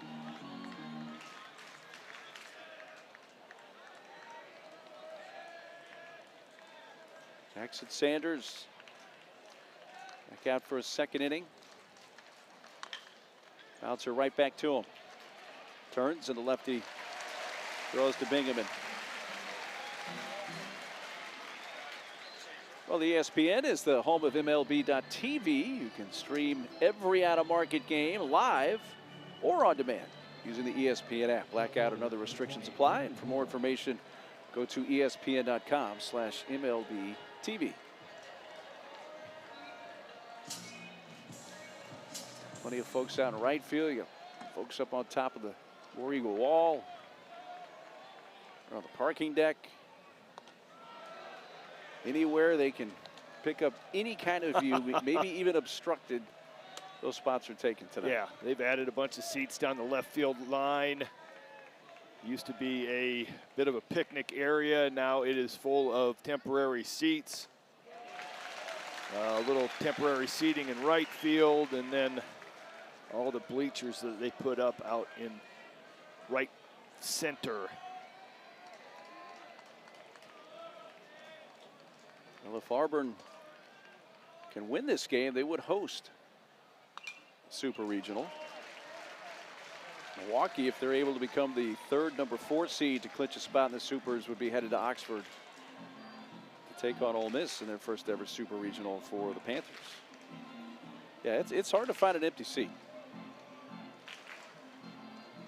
It's a game that started 3 hours late due to a thunderstorm that came through about game time at 5 o'clock.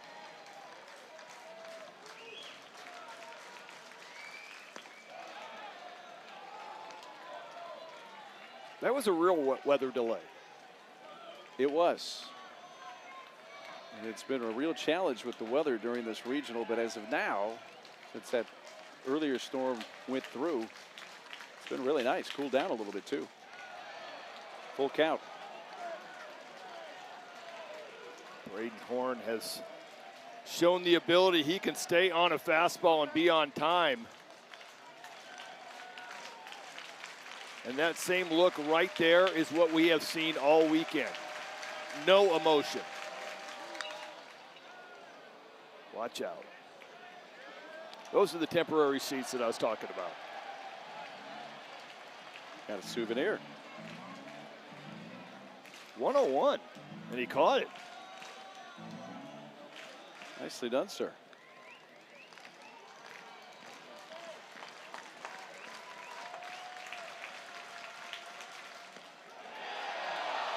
Boy, what a plate appearance there for Braden Horn. On base for a second time. One out base runner. Well, like I said, Jackson Sanders will spin it anytime, any place to anybody. And I think where that ball got caught was off the plate. I did not see Butch Thompson barking at Travis Carlson behind home plate. And as I have talked about numerous times, pitchers should not be allowed to tap their caps on ABS, not that we have it here. Because that little frame job by Fralick makes it look like strike three. I think it was off the plate. So Hadley's at the plate. His 2 hits tonight, double and a game-tying 2-run homer in the fourth. And it's a slow squib towards the left side. The throw to second. It's the lead man, Horn. Now Hadley will run at first base with 2 outs.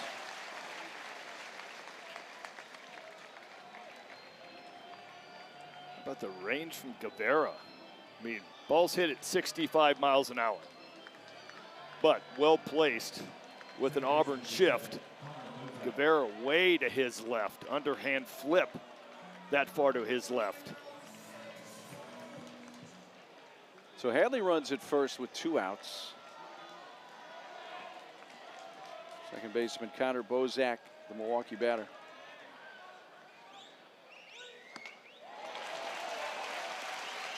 I like what Auburn's doing, though. I mean, yeah, okay, Marciano, Sanders are both probably the most available guys that can get some length, but they are also both left-handed starters that have pretty good pickoff moves against a Panthers team that loves to run.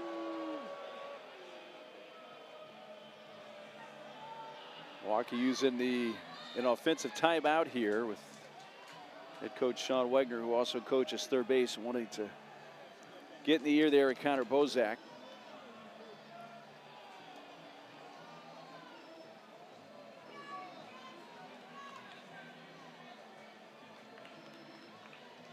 That one always perks my ears up if I'm a coach or a pitcher. You got an offensive timeout after strike one. I'm kind of looking around going, hey, Guevara, you might want to move up a little bit. He might bunt. Something's going on. Hit and run. Takes it a little low, a ball and a strike. Connor a strikeout victim both times tonight. Both those plate appearances came against Jake Marciano, so he's facing Sanders for the first time tonight.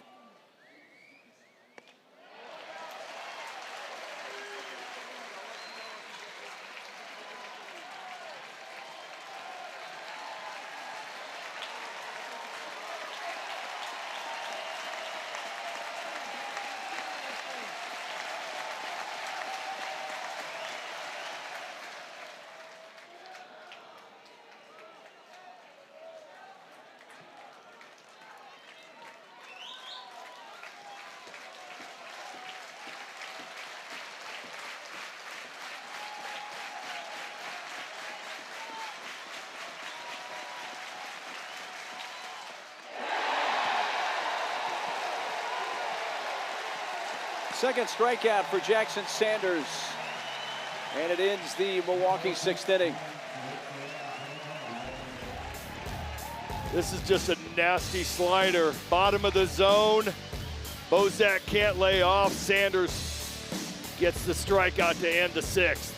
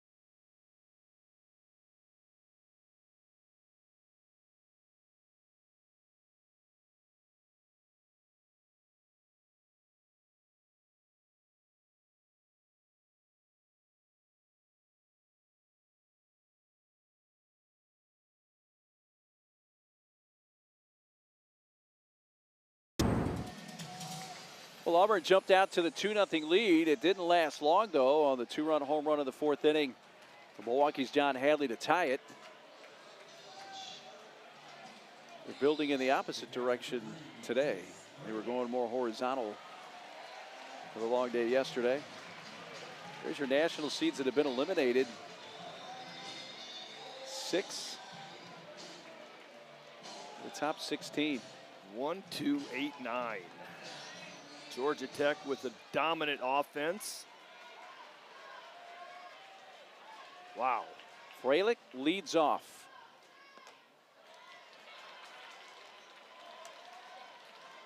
He's usually hunting fastball, and he has taken every at bat a first pitch fastball away.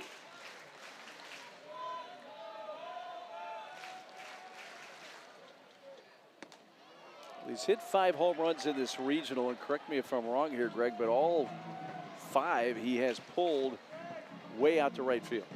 I hate to correct you. Oh, please do, though. He hit home run to that's left right. field. There was one. Early on, in 7 games, 4 days. I think it was against NC State, day 2 in the first inning. He went oppo.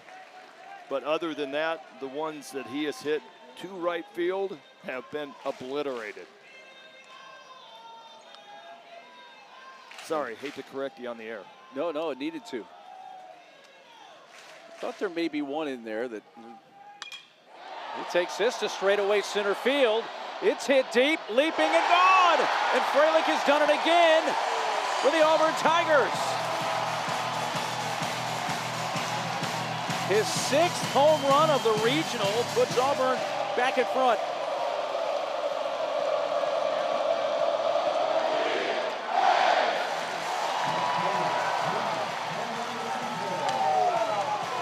Named today as one of the 5 finalists for the Buster Posey Award for the nation's top catcher.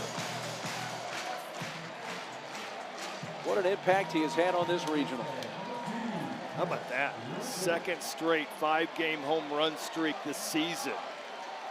You had to go back at Auburn back to 1985 and Tim Lemons to have a hitter with 5-game home run streak. And you know what? All right, you can take strike 1. There's Tim Lemons right there. Yep. It would have been the last 2. But now Fralick has a new 5-game homer streak. So he's hit 6 homers, 4 to right, 1 to left, and now 1 to center. I mean, this was probably the best pitch that he hit. It was a nice two-seamer down and away that he just went out there, dove, and covered. He's like, all right, you're going to keep throwing me fastballs away. I'm going to get out there and cover one. I'm going to take that pitch away. Let's see what you do next at bat. And this big crowd now back at a fever pitch.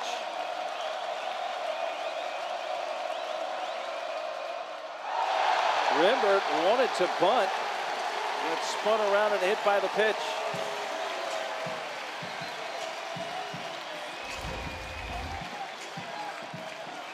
So they're working away. And Frelick's like, all right, I'm going to go out there hunting that pitch. He's too good, too hot for you to stay in one location for too long. 106 exit velocity, goes about 390 feet. And the hottest guy on planet Earth stays hot.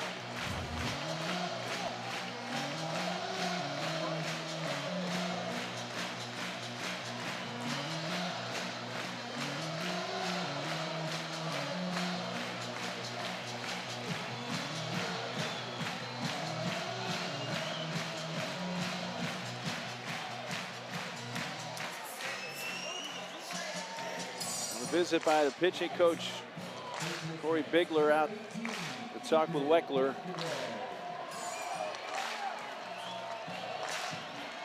3-2 Auburn lead now here in the bottom of the sixth. Winner heads to the Supers. Here's Bingaman.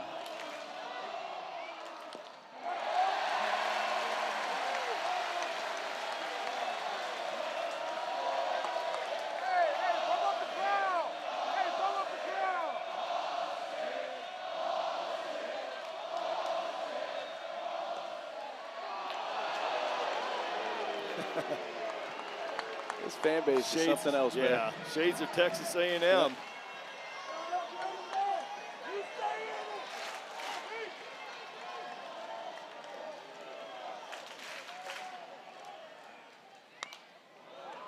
Bingaman has 2 hits. Last time up, though, in the fourth, leading off, hit one down the right field line into the corner. He's thrown out, trying to stretch that into a double. It was challenged. And Pittsburgh Replay Center said there was nothing conclusive or indisputable to overturn the call of out on the field. So the call stood. It bounces past Kibler and allows Rimbert to take second base on a wild pitch.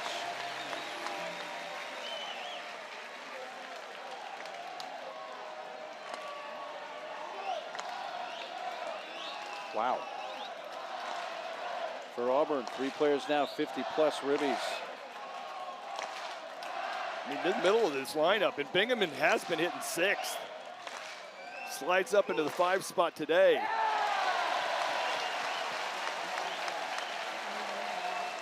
I hate to say I'm not throwing him a good pitch to hit because he can carve it to right field as easy as he can take me deep to left.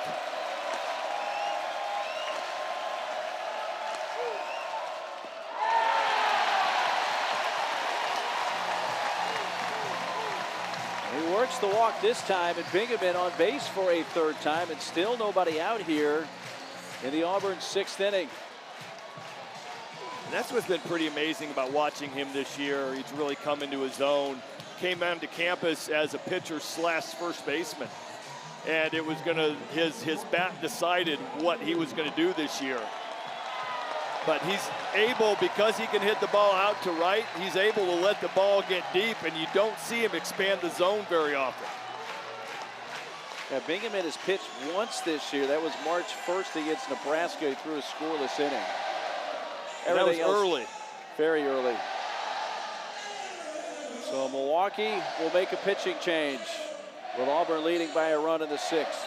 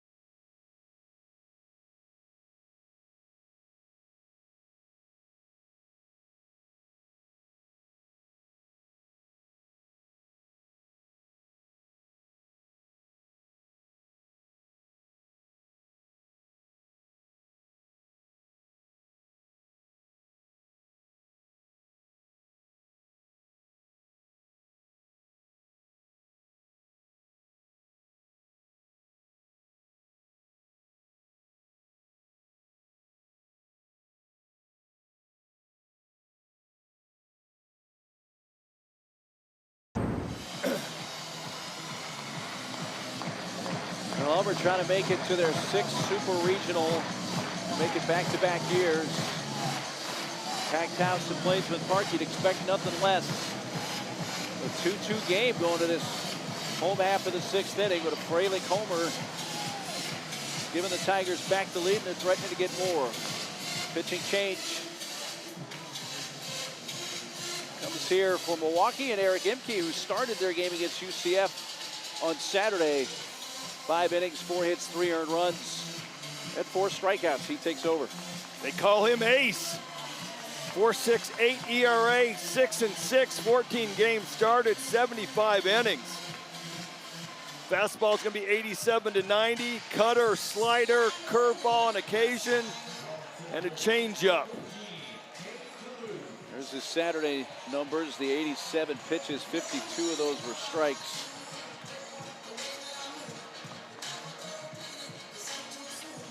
He inherits 2 base runners, nobody out.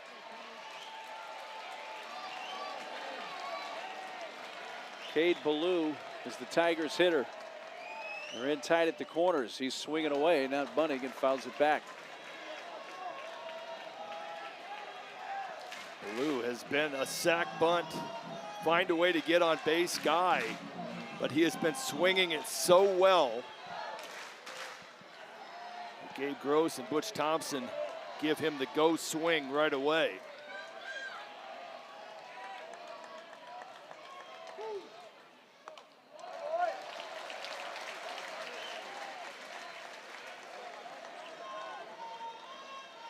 The power production has had a sudden surge here this weekend.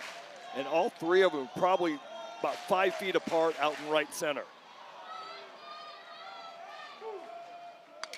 Ballou sends it towards the canyon, but overcomes the left fielder, and Braden Horn runs it down. The lead runner is tagging. That's Rimbert.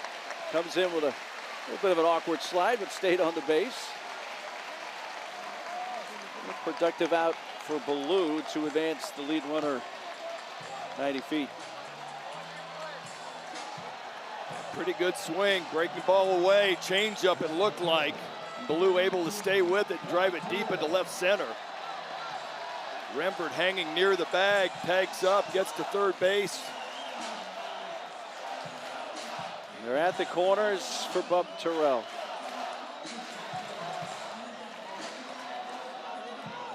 This place will explode if Bub Terrell does something big. Offensive timeout, yes, as Gabe Gross has come out.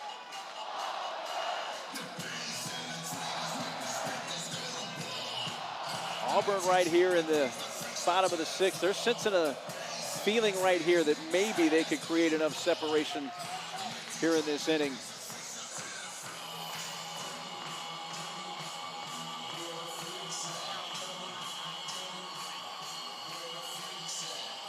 ESPN, your home for the NCAA College Baseball Regionals. For around-the-clock multi-game coverage, you can scan the QR code. ESPN Plus subscribers, you can also access expanded coverage with Squeeze Play. It can get loud. Terrell is 1 for 19 in the regional.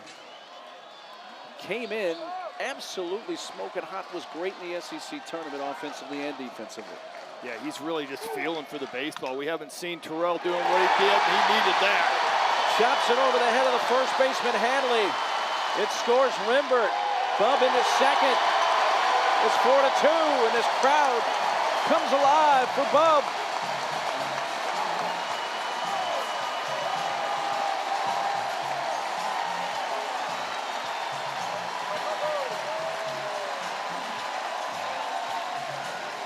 Well, Bub Terrell on the year is hitting .526 on first pitches.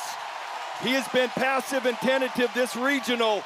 He gets a fastball elevated, chops it over first base, and much like Bingaman, right out of the box, he's seeing the right fielder, and he's going, I am going to, and I'm challenging you again. His first hit since their first game of the regional on Friday against Milwaukee when he went 1 for 4. And that ball's rolled towards left center field.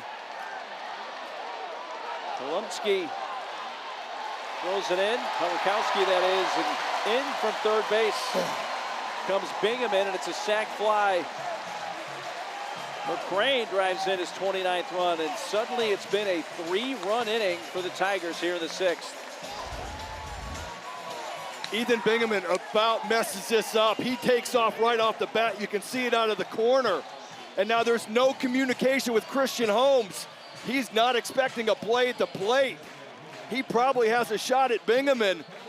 Bingham gets back there, and I mean, that's a third base coach's nightmare. And he got lucky there was not enough communication to Holmes for him to come up ready to fire to home plate.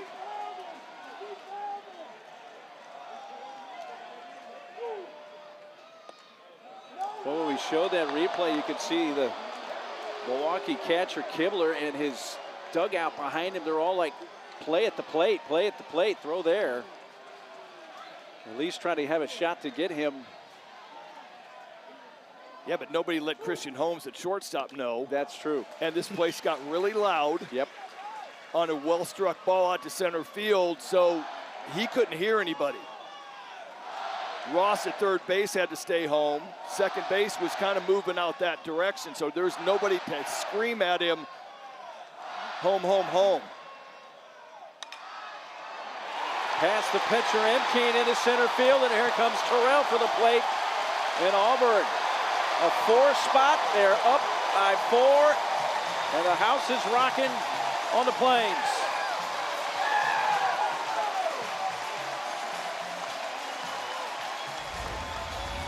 I mean, this guy has not played at all this year. Emke has a shot at knocking that ball down, keeping it in the infield.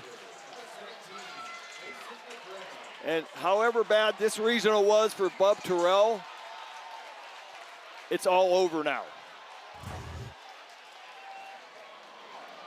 The RBI hit for Belza. Makes it 6-2, top of the order, and Mason McCrane to left field towards the canyon. It's off the wall. It caroms to the center fielder. Palikowski to the plate. Run scores. All the way to third goes Mason McCrane. And the Auburn Bats have exploded here in the 6th inning and lead 7-2.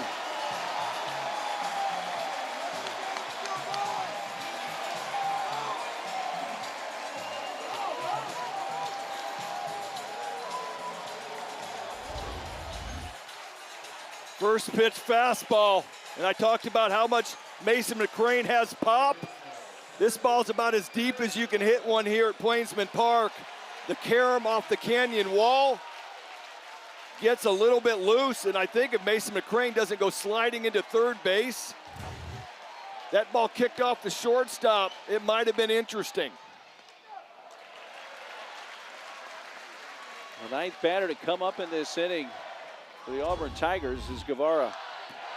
Let's watch him around the bases.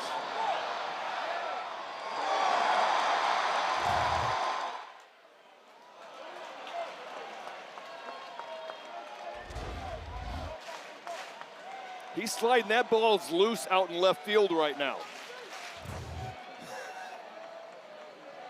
But you know what? He just hit a triple, knocked in a run with 2 outs. His second triple of the season. So they've had a batter hit, a batter walk, scored a run on a sac fly, a home run, a single, double, and a triple. The team cycle in the inning, so to speak. Well, this is what this fan base has been waiting for. Waiting for this offense to explode like it has. They've had 42 runs scored coming into this game. Ball 4 to Guevara, and they have batted around, and Fralick, who began the inning with a homer, will come up once again.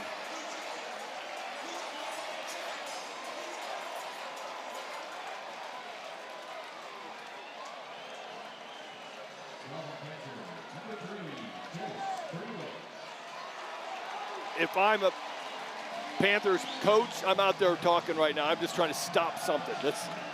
And here he comes. But in basketball, they use a timeout. Just try to stop the momentum, try to stop everything. I'm doing exactly that. Now they're going to make a move, it looks like. But just to break everything up a little bit.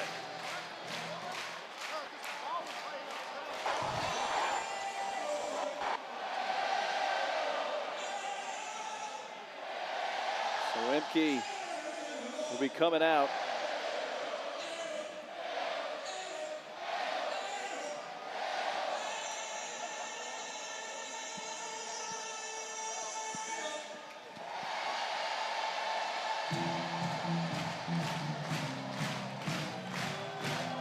Well, a 2-2 game going into the bottom of the 6th inning, and if you're Milwaukee, you knew that you had to be careful. That match could get struck at any point with this crowd and this Auburn team, the number 4 national seed, where things could get crazy in a hurry, and it has here in this inning. Yeah, Auburn initially wanted to play the Friday game at night for this atmosphere right here. This fan base is dying to get back to Omaha. They got moved to noon, and now we're seeing the electricity, and just this place is as loud as I've heard it.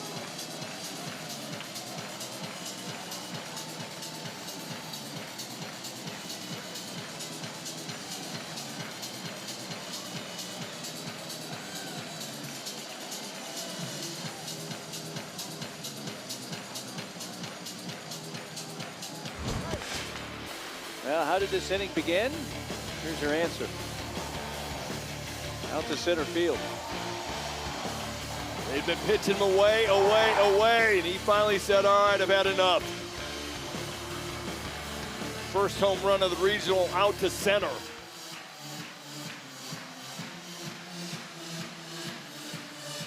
Six home runs, 15 knocked in this regional. How about that? Tied for most homers in a regional round in this decade of the 20s. Lucas Watson, senior out of Northern California, comes in the game. Watson on the year, you can see his numbers, 22nd appearance, 0-1. 10.5 ERA, 18 innings, 27 hits.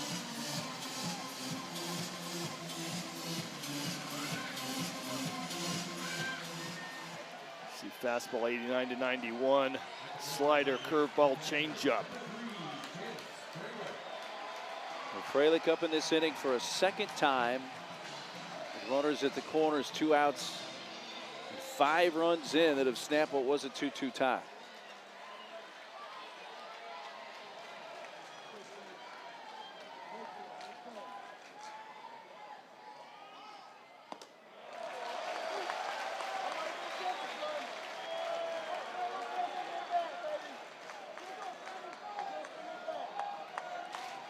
Home runs now on the season, with also an even 60 runs batted in. We saw Lucas Watson last night. 1 inning, 1 hit, 2 strikeouts. Or was it this morning? It might have been this morning, since the game didn't end until almost 1 a.m. Central Time. That's why I'm a little foggy on if it was last night or this morning.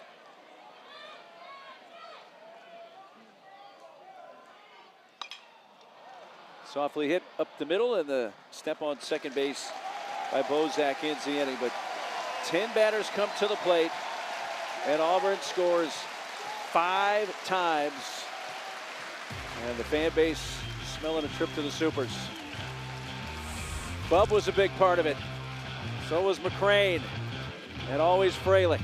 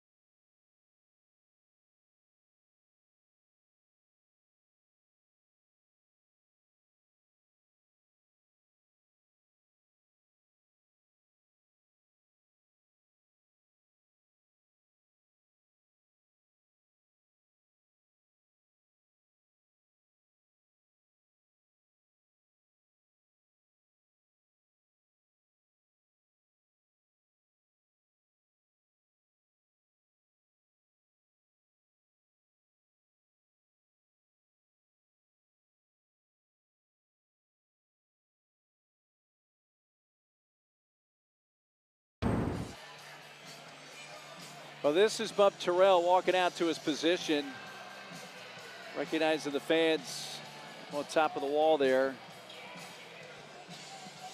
I'll tell you what, the love this fan base has for Bub Terrell, a kid who's only been here a couple seasons now, Yeah. it's really incredible. Yeah, highly touted prospect from Alabama.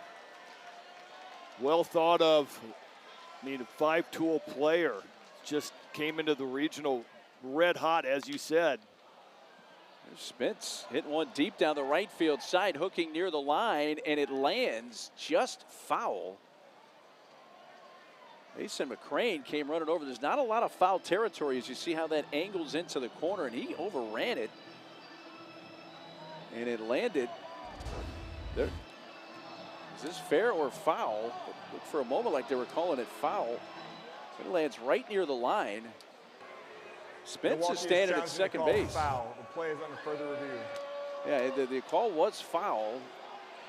And they're going to take a look at this.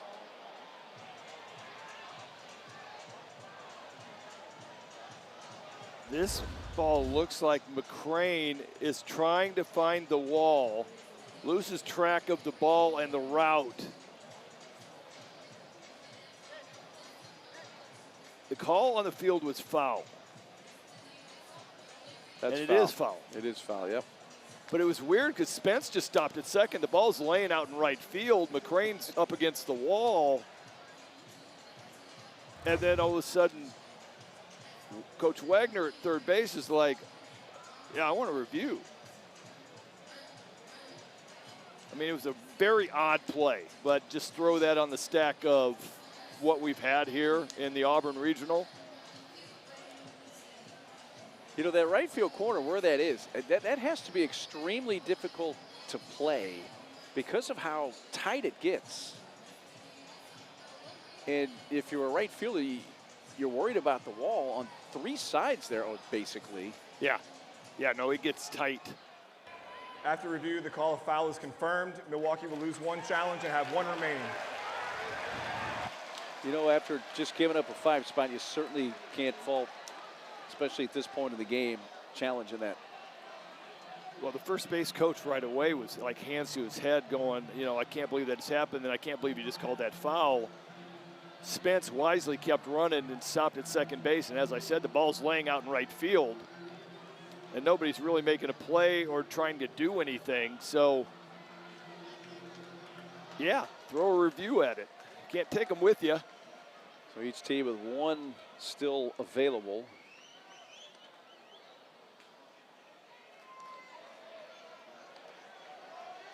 Joey Spence tonight has a base hit, and he is flied to left.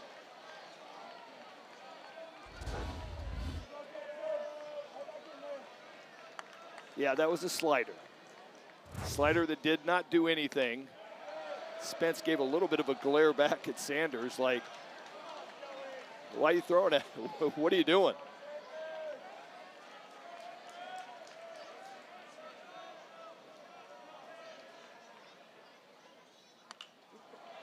Oh, excuse me, check swing foul. Well, knowing what a big piece of this offense Joey Spence has been during the Horizon League tournament as well as this regional. This is the spark for the Panthers right now to answer that 5 spot Auburn just dropped.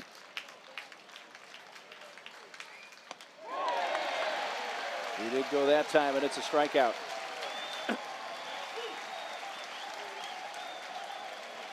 Well, the NBA Finals will tip off on Wednesday night as the Knicks will meet the Spurs in Game 1. Coverage starts at 8:30 Eastern on ABC. Game 1 also available on the ESPN app. New York and San Antonio. Folks in New York aren't too pumped about that, are they? No, I don't think so. One out. Christian Holmes. Well, if Auburn hangs on to this lead and wins this regional, they will have taken a route successfully that they've never been able to navigate before, and that's this. Auburn has never won a regional after losing their opening game. They're trying to make it 4 straight wins after losing to Milwaukee here on Friday in the first game. They've never been able to rally, win those 4 games. They might do that tonight. Yeah, I mean, we were going back with George Nunley, the SID, back to, I think he went back to 98, going, okay, lost, 1-1-1, lost. And so they have not gotten out of a regional when they lose game 1. And overall, You lose the opener, only 7% of regional winners win 4 straight. It does help if you're home, yeah. but that's still very low odds. I mean, the pitching depth that you have to have. Playing an extra game. You have to win 2 on Sunday. It's just too taxing. And then you run into the team that's 2-0, sitting there at night. We got a pitch calm. Yeah, Sanders was motioned. He wasn't hearing wasn't getting the call from Frelick. As we mentioned earlier, Frelick's calling the pitches, but he doesn't necessarily hang signs like he used to see, 1, 2, 3. He goes to the pitch count. I think there's a button and it comes out in a voice. There. And so there'll be 14 of those pitch comms all across the field. And they can hear what the pitch is. But yeah, it's typed in and it comes out as a voice in the ear of Jackson Sanders. Who's now fanned the last 3 Milwaukee batters, including the first 2 Spencer Holmes here in the 7th. It's just slider mania from Sanders. This one just carving in on Christian Holmes.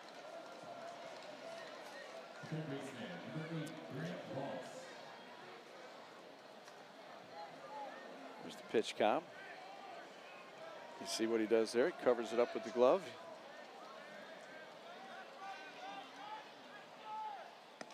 I mean, it's fine to cover it up, but I don't know what buttons are what. I was going to say, he must have the feel for it, just knowing what pitch. I guess, yeah, like a typewriter or a computer. I dated myself right there.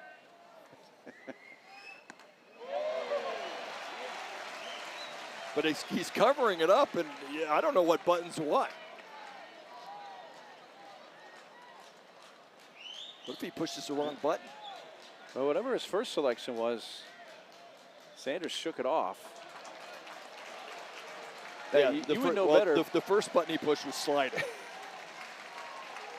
That was, I can tell you that. The first button he pushed was, hey, throw another slider. Sanders was like, nah, you know what, I want to straighten one out. All right, they're on the same page here. 1-2 pitch to Ross. Got a piece of it. So I assume it's pitch and then location that they get, or are they getting any or not? I assume it would be location, yes.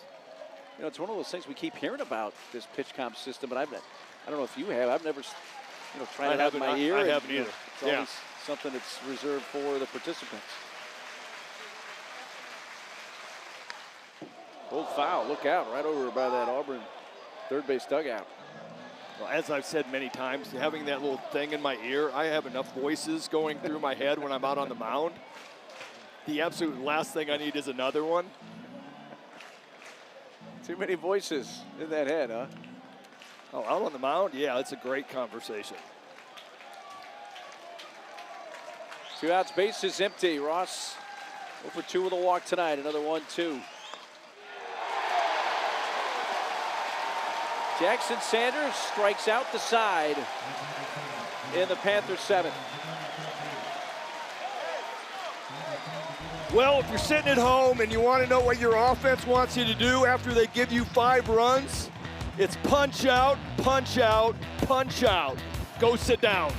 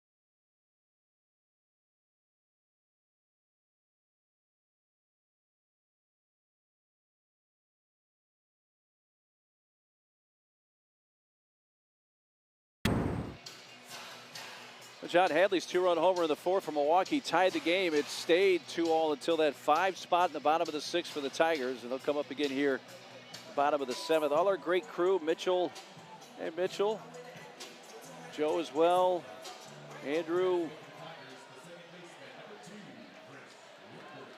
Jeremiah up there. 4 days we have been here have been very challenging, not only from a standpoint, a lot of games. We had one that went till 1 a.m. There's Reese. Don't forget about Reese. Hey, Reese. The long hours, the weather, the delays. It has been a challenge, but the crew has just been stand-up and terrific about it the entire way. I thank everybody for their help. Gage. Where is Gage at? There you go. Our third. All right. At first, Same thing. You got the little reverse angle there. Same thing. Strike pumped in. It's Chris Rimbert. First, third. You knew what I meant. Hey, Jay. He's up at high home. He's just to our right.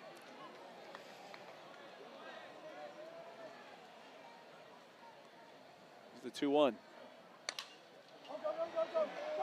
Shortstop Holmes fires a strike and gets Rimbert by a step to begin the bottom of the 7th. Now, we've had some amazing looks, a lot of replays over these 7 games. Our cameras have been right on point.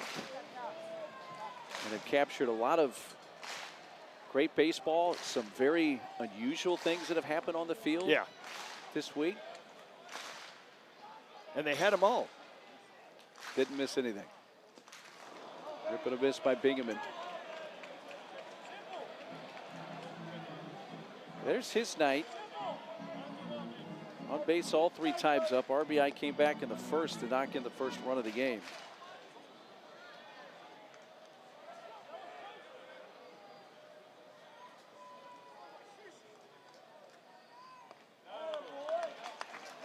Look at that batting stance of Bingaman. I've been going for all weekend. I've been going through my head. Who does that stance remind me of? And it still hasn't come to me. It's old school, like somebody in the 70s or 80s. Brian Downing. Thank you very much. You're Angels, welcome. Brian Downing. Yep. That's been bugging me all the entire time we've been here. Downing. Ooh, and there's another odd thing. That's not the first pitcher we've seen. That's not the first. Face plant. Watson back on his feet. Slipped. It happens. It does.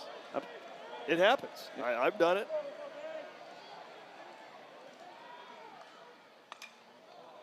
Popped up. First baseman's going to give it a chase. Hadley. 2 outs. Nice recovery right there. Lucas Watson. You fall down, you're a little embarrassed, and you run a 2-seamer in and get Bingman to pop up. It was a blue moon the other night, full moon. It's not another moon now? Well, I have to check the Farmer's Almanac, but probably not. I think you just get 1 day where it's 2 full moons in the same month, and now we're in June. Happened in May twice. Well, our baseball game last night spanned May and June. It did. So I figured, the moon could span May and June. It was the same moon that we saw in the month of May.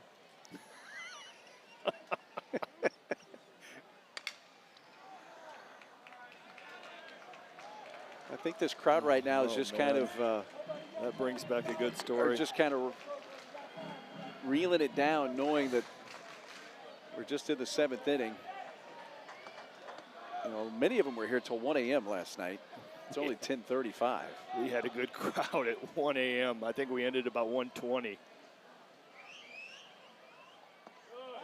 But I had a teammate that was in winter ball and asked somebody if that's the same moon that we have in America. No. Yeah.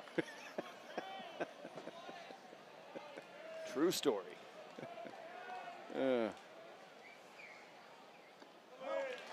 It's down low to Cade Ballou. You'll hear some interesting talk on buses in the minor leagues or Mexico or wherever you may go in pro baseball.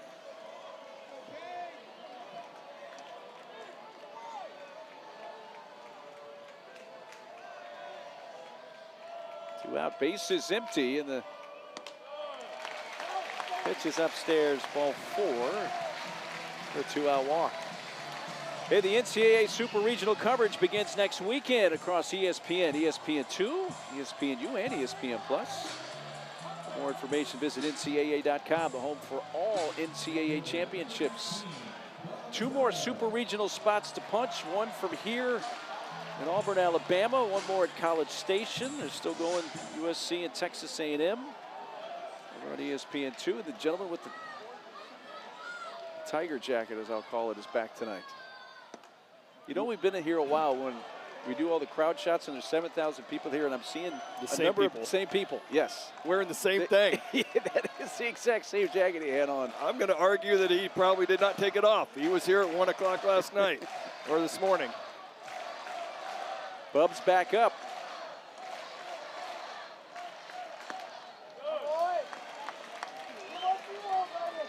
Terrell topped one that just bounced over the head of the first baseman, Hadley, and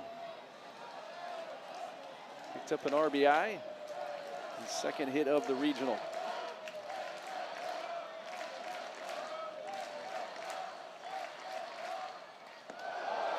Runner takes off, and Ballou wasn't looking back. He was just heading straight in with a head first slide. He gets the steal, and that breaking ball seemed to slip out of the hand of Watson. That's exactly what it did. Came out a little bit loose.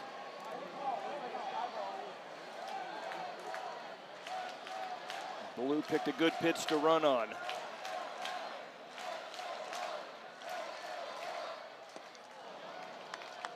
Gave it a miss, and it's 2-2.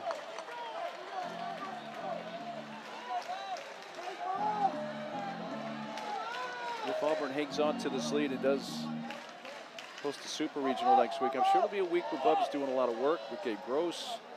Just trying to relocate the swing that he's had almost all the season. Strike 3 call inside corner. And that will retire the side. We have finished off 7 innings in this winner take-all game 7 of the Auburn Regional. 5-run lead for the Tigers.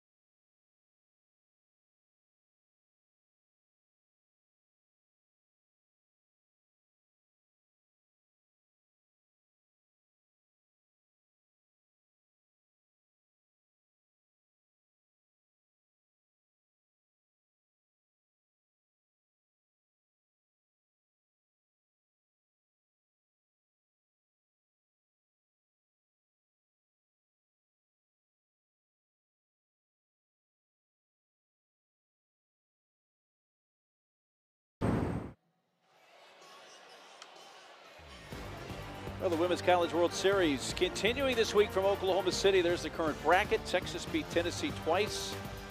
Longhorns will have a chance to repeat as champs. They're in the championship series, waiting on their opponent. Will it be Alabama or Texas Tech? Game going on right now over on ESPN with Tech up 1-0 on Bama.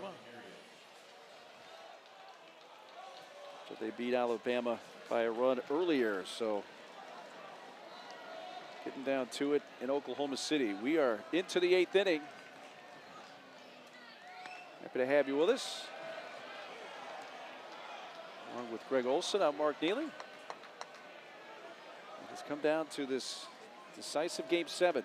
The Super Regional winner heads to the Supers. It was a 2-2 game, a 5-run 7th.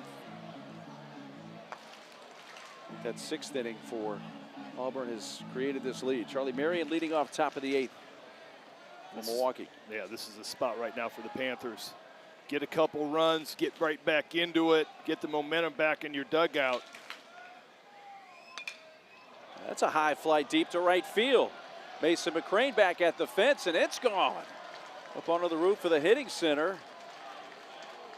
Team leading 14th of the year for Charlie Marion. Milwaukee says, hey, we're not finished yet. It's a 7-3 game. That's a little bit of a spark. That might get this thing ignited for the Panthers. Charlie Marion, one of those reverse splits guys, hits lefties at a better clip by almost 80 points. 7 of his 13 home runs, now 8 of his 14 home runs have been against left-handed pitching. And he is more than comfortable against that Jackson Sanders slider. All 3 runs from Milwaukee have come via the long ball, and there's a swing by Palikowski, and really puts it on the ground through the hole and into left field.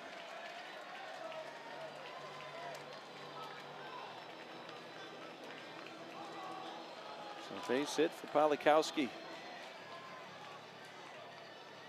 Well, with just 2 more regional games going on right now here in College Station,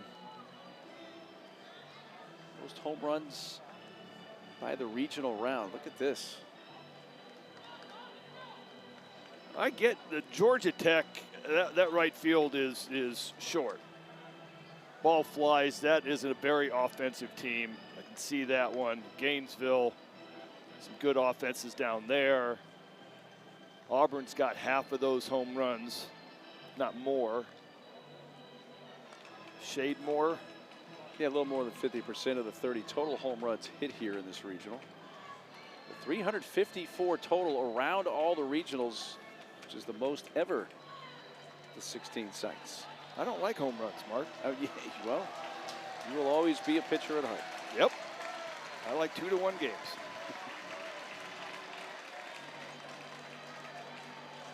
All right, the conference has ended.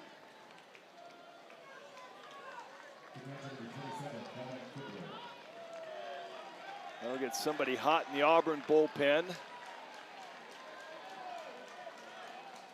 Hetzler was used last night to close out the elimination game and then to start game 6.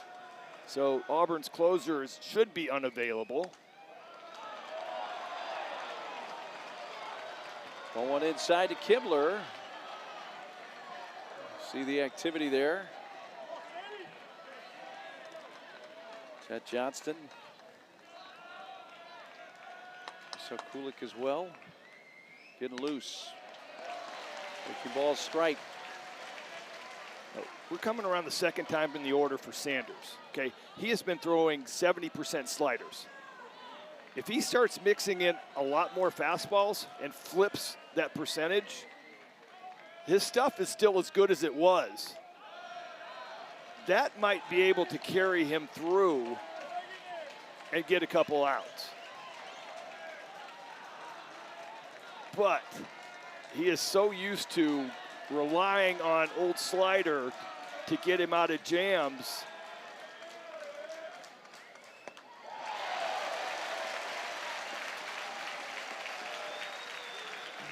Takes it to 2 balls and 2 strikes.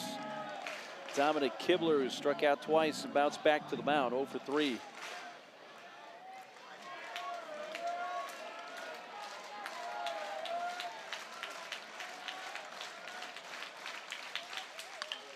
Sanders has that grounded to Rimbert. The flip to McCrane and to first. They turn 2.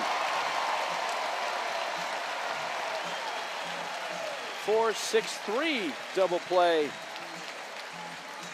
Second turn tonight by the Auburn defense. Milwaukee is challenging the call of out. The play is under further review. So the Panthers are going to challenge the out call at first base. So this is their final challenge, unless if it is a successful one, they will keep.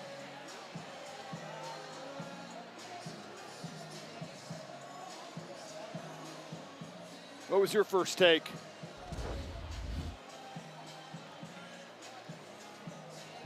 My second take is the same as the first, out. Yeah, I'm with you.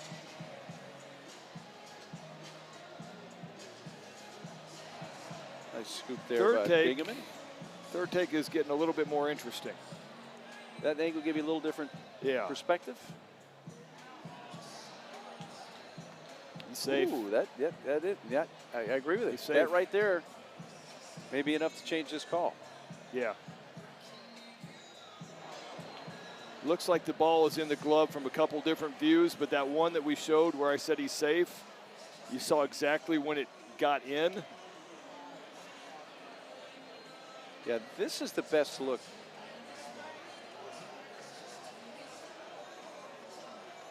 Ooh, I don't know. We slowed that one down so much. If you don't know and we don't know, then they're not going to be conclusive. It's just a theory of, is that heel on the bag? Can we definitively say that heel is on the bag?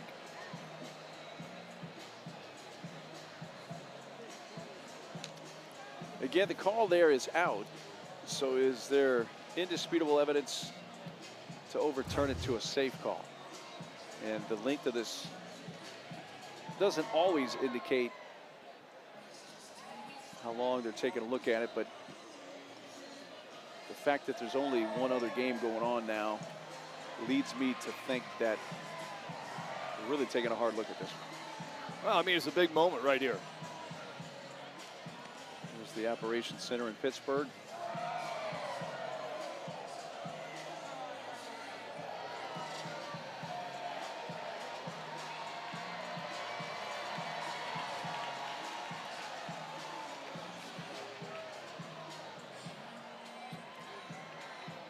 Yeah, this one's taken a while.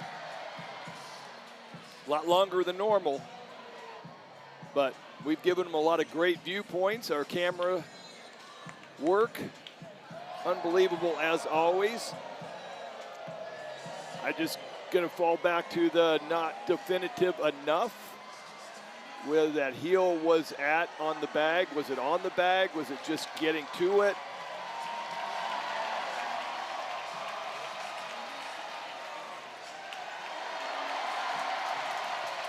The Auburn fans have used this time during the replay review to entertain themselves with the old school way.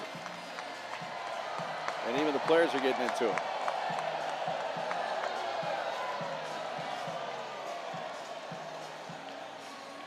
Might be the first wave in Plainsman Park history. You've never seen that before here? No. Really? All right, here's the decision. After review, the call in the field will stand. The runner is out. Milwaukee will have no challenges remaining. And I think it ended the way we thought. Just not enough to make it indisputable to overturn the call, so the call stood. I mean, it was bang, bang. It was a lot closer. As we both said, we thought he was out. Then all of a sudden we got that third look, and it was like, oh boy. And the whole Auburn team, or at least infield, started running off the field thinking that was the third out. Yeah. And Jackson Sanders was the one guy standing on the mound going, no. That's only two outs, even if it's successful.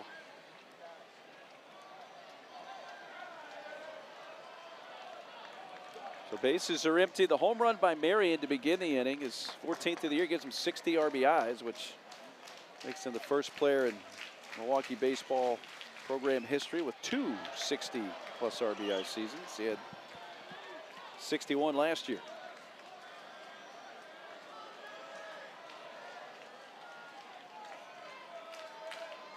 Next pitch to Horn. And he hits a high drive down the left field side, hooking towards the corner, and that will go foul.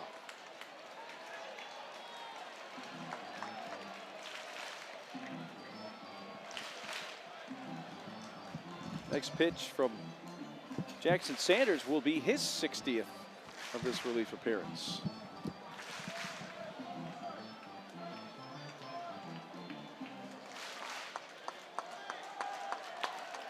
Marian's home run has made this a 4-run game.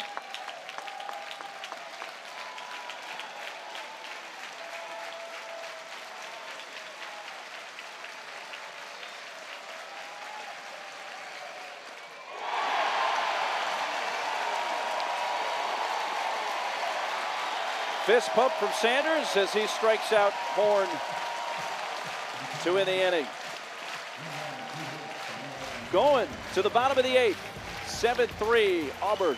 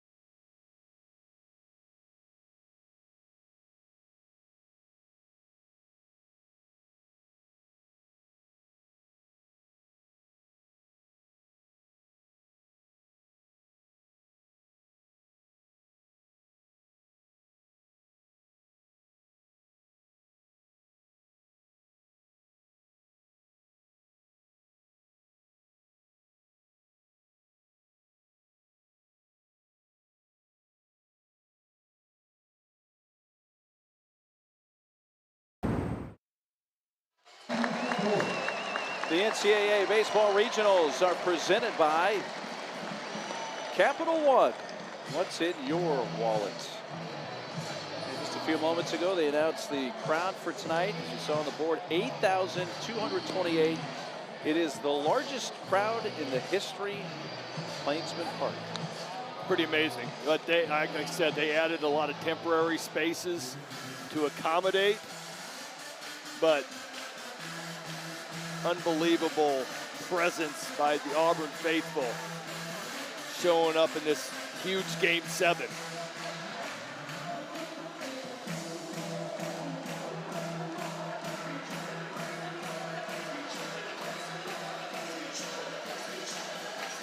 Record crowd at the ballpark here at Auburn. New pitcher comes into the game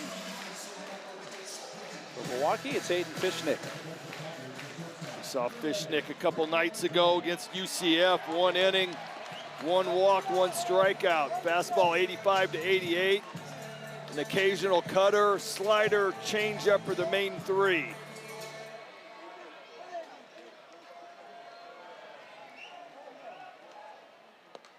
Eight, 9, and 1 part of the order for the Tigers. This is Brandon McCrane leading off. Picked up his 29th RBI of the season. His last plate appearance with the sac flies. Part of that 5-run 6th inning.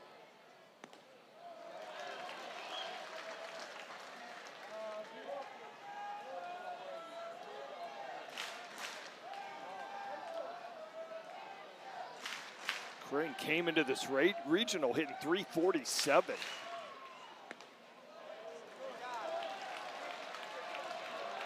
Just he and Terrell have struggled mightily, but the offense has been able to pick them up.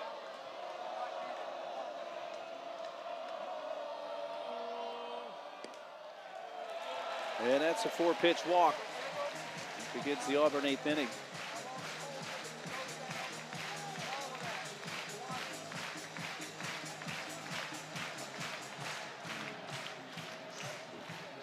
USC leading Texas A&M 7-1. They're in College Station.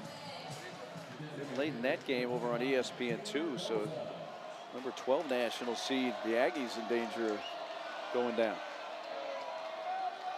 Would that shock you? Seeing USC at a regional last year at Oregon State and kind of where the program was headed, not totally shocked. Yeah, no, I agree. Andy Stankiewicz has got that program going in the right direction. How about talking about just going against norms? I talked about earlier how when Auburn gets a leadoff man on, they score 1.46 runs. Tonight, they've gotten 5 leadoff guys on. They've only scored once, and it was the Freilich home run. Now, they also added 5 to make that average get back to normal, but the only time that they've scored, they've been unable to get that leadoff man to go.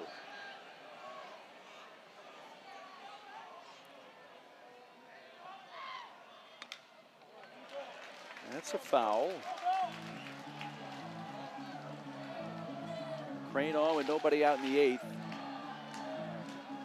We've seen this from Auburn this year in this offense where maybe like any offense that gets quiet for however many innings, and all of a sudden, boom, there's a 4 spot, a 5 spot. Big innings. There goes McCrane, throw down to second base. Tag put on, safe. Able to keep the left foot on. That was pretty impressive. Slid over the bag with his left hand and quickly got that left foot on the bag. You can see Holmes is like, oh, I had him.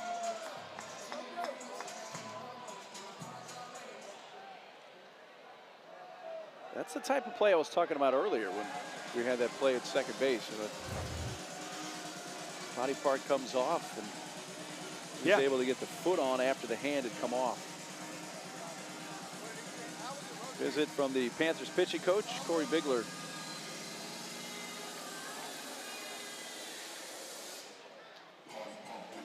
Now, Milwaukee knows they're going to be trailing it by at least 4 going to the top of the 9th. Tristan Arnold, Colin Reel getting loose. If the Panthers are unable to come back and make it to their first super regional, this is still going to go down as arguably the best season, at least as far as where it ends in school history. Yeah, and we talked about it on Friday. I mean, arguably the biggest win in Milwaukee history, beating number 4 Auburn at their place, or you go back to 1999 where they beat the powerhouse Rice. I guess it depends on what era you're in, but this team, despite what the record looks like, has made a great run. And I am not even close to thinking this is over with. I agree. Because these guys lit up the scoreboard on Friday and Saturday. To help make that happen, they definitely need to have a clean rest of the inning here in the 8th. Auburn looks to add on up 4. They were up by as many as 5.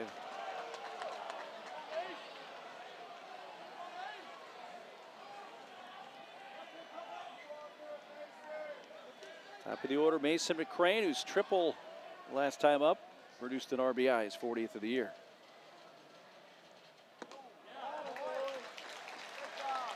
That's a good changeup from Fishnick. He showed some good stuff. The velo's not topping out in mid-90s, but really nice off-speed stuff and great location.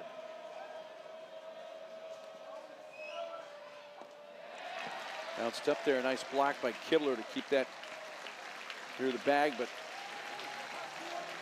Walk does put McCrane on, second base runner.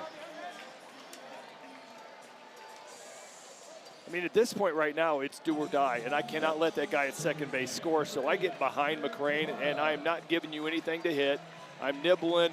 If you want to go chasing after it, have at it. I'll get to the next guy, try to get ahead, try to get a double play, something, and get out of this jam. So the McCrane brothers on base with 1 out. Ball one is high to Eric Guevara. He scored a run in the third. That was an unearned run at that point. Gave Auburn a 2-0 lead.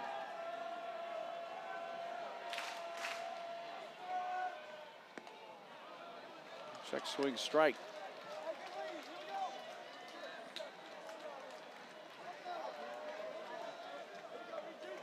See Guevara's number of runners with runners in scoring position, 429 on the season.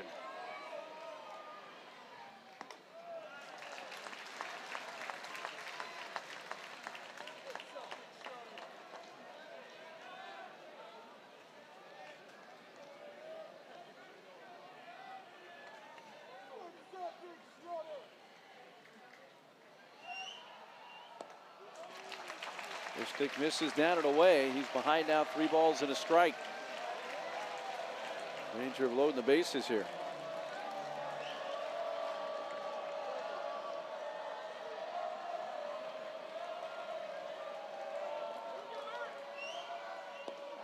And there is ball 4. Trio of walks, and the Tigers have him loaded with only 1 out. Kind of similar to what happened last night / this morning, where Auburn got up 5. Milwaukee was clawing back, and then they had an inning with Ishida where he hit 3 straight guys with the bases loaded. Ended up making it 8-1, and that ended up being the final score, but the free pass. Well, with Fralick coming up and the bases loaded, pardon me, they're going to make a pitching change. Back after this.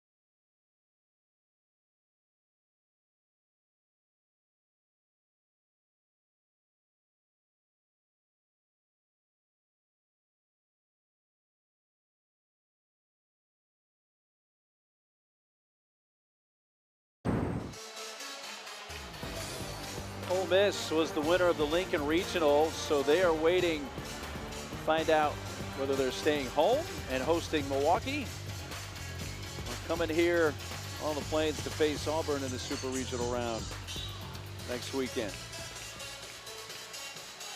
Fralick's coming up. He has a solo home run in this game. And a half dozen homers in the regionals. Tristan Arnold, right-hander, takes them out. We saw Arnold last night for 2 innings, did a nice job, gave up 1 hit, 1 strikeout. Fastball is going to be 86 to 90. Slider changeup.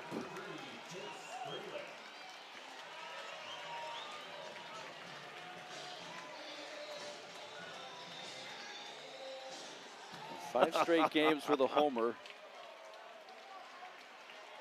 Second time Nelson Cruz did that. What was that, 11 years ago, he said? That was 11 years ago. Yeah. Wow. He's had 2 of them in the same season. And since a high fly, shallow left field, shortstop goes way out. That's Christian Holmes. Horn deep and left near the canyon, so it's a big app for Tristan Arnold to come in the game and gets hottest hitter in the regional relatively quick fashion. That's a huge out. Bases loaded. You're coming in as a reliever. You're hoping for a double play, a pop-up, a strikeout, something to keep that runner at third base.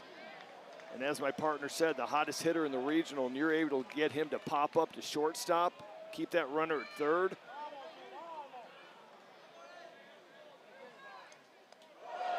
To the backstop. Brandon McCrane scoots home on a wild pitch. And the lead is back to 5, which equals the largest of the night for the Auburn Tigers.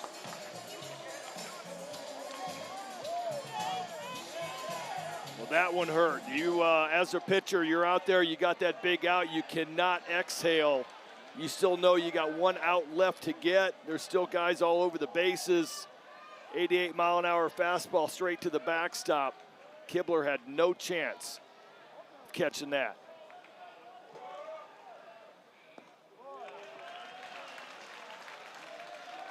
And it's 2-0 on cleanup hitter Chris Rimbert. A single back in the first, hit by pitch and scored a run in that 5-run 6th inning. Lined right at the shortstop and speared by Christian Holmes to retire the side, but the wild pitch does indeed hurt. It brings in a run. Last chance for Milwaukee when we come back on the Plains.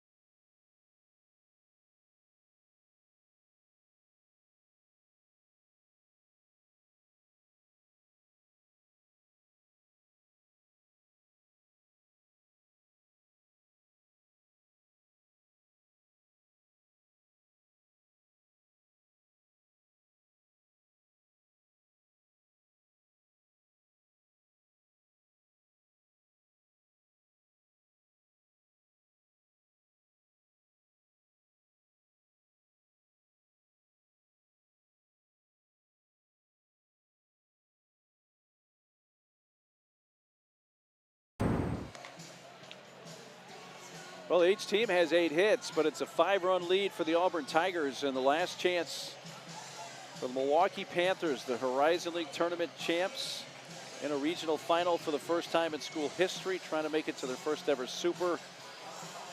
Down to their last 3 outs. Auburn's trying to make it to their 6th and make it back-to-back seasons where they have hosted a Super. Did that for the first time ever in school history last year.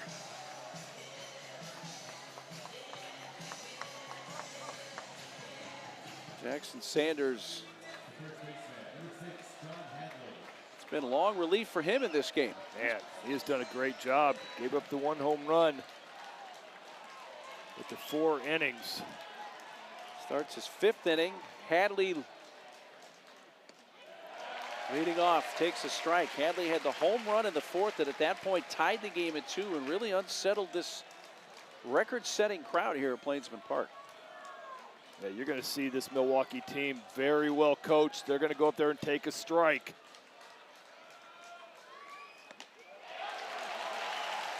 There is that strike from Sanders.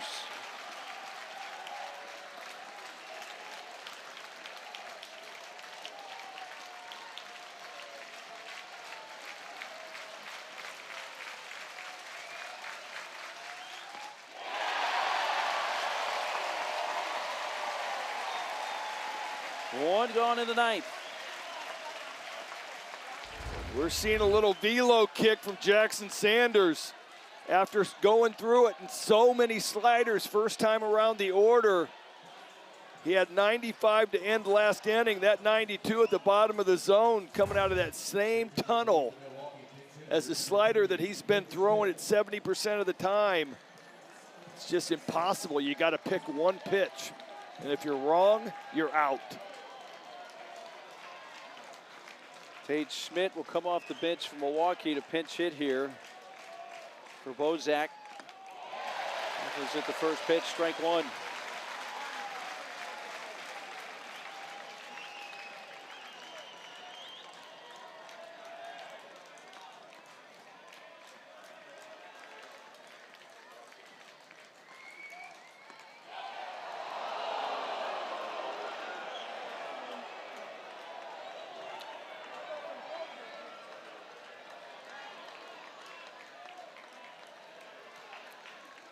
$8,228, largest crowd in this ballpark's history. Out to right center field. Ballou back, still going, and it's off the base of the fence.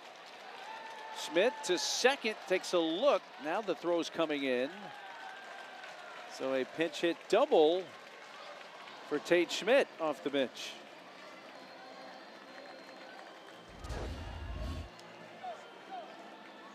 Gets a Jackson Sanders slider, a couple spins short.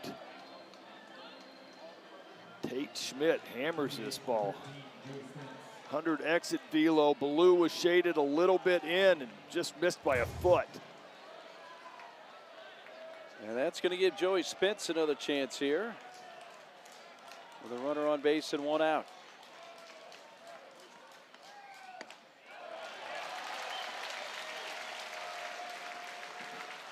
Single his first time up. Since then, has flied to left and struck out.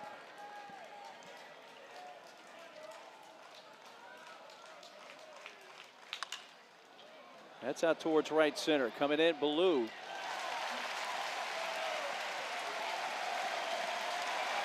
And Auburn 1 out away from his 6th Super Regional appearance.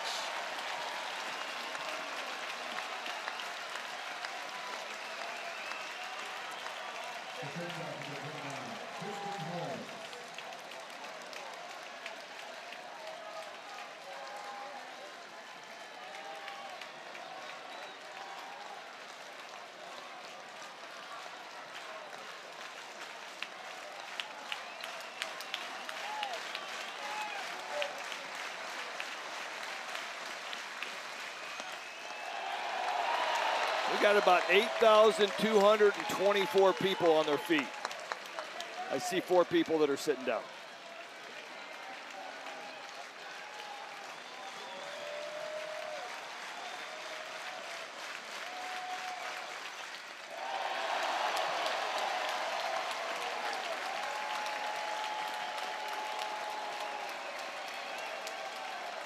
A strike away.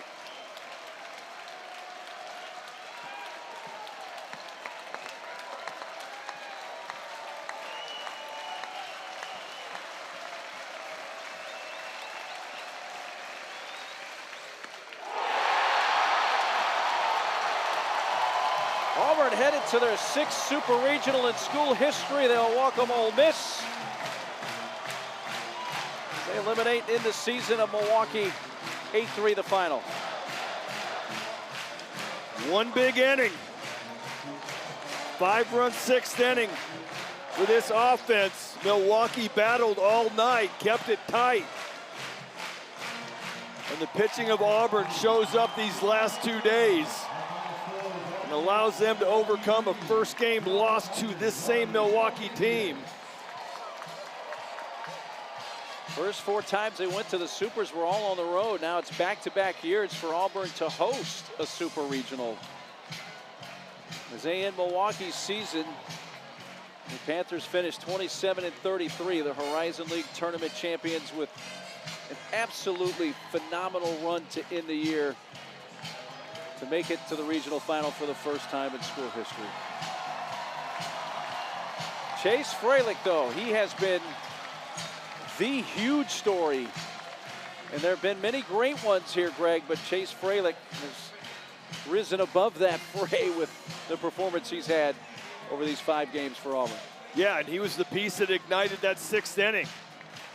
Leading off, hits that home run, and that was the edge that got everything going, got the fans back engaged. And Freilich just had a regional for the ages. Auburn makes it official. 6th Super Regional appearance upcoming. And it will be an SEC affair with Ole Miss. That'll be a fun one. Jackson Sanders came in after the starter Jake Marciano went 4, and Sanders goes 5 and strikes out Holmes to end the night. I mean, Sanders found extra velo, and after a first time through the order of all sliders, he kicked it up, and you can see this velo just locking up Christian Holmes.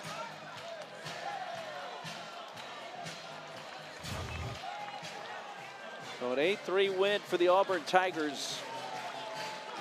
Texas A&M's down to their last couple outs at the bottom of the ninth to USC over on ESPN2. So it's looking like USC will punch a ticket, but that's not official yet. This is the next to last one to be punched, and it goes to the Auburn Tigers, who had to face the 4-seed Milwaukee 3 different times.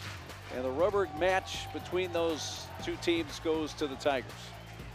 I mean, they found a way, and it's so hard to do. 7% of the time, they are the team that loses on game 1 makes it out of the regional, get to the Super, and Auburn did it. And everybody thought with this pitching, they might be the one team to make a run.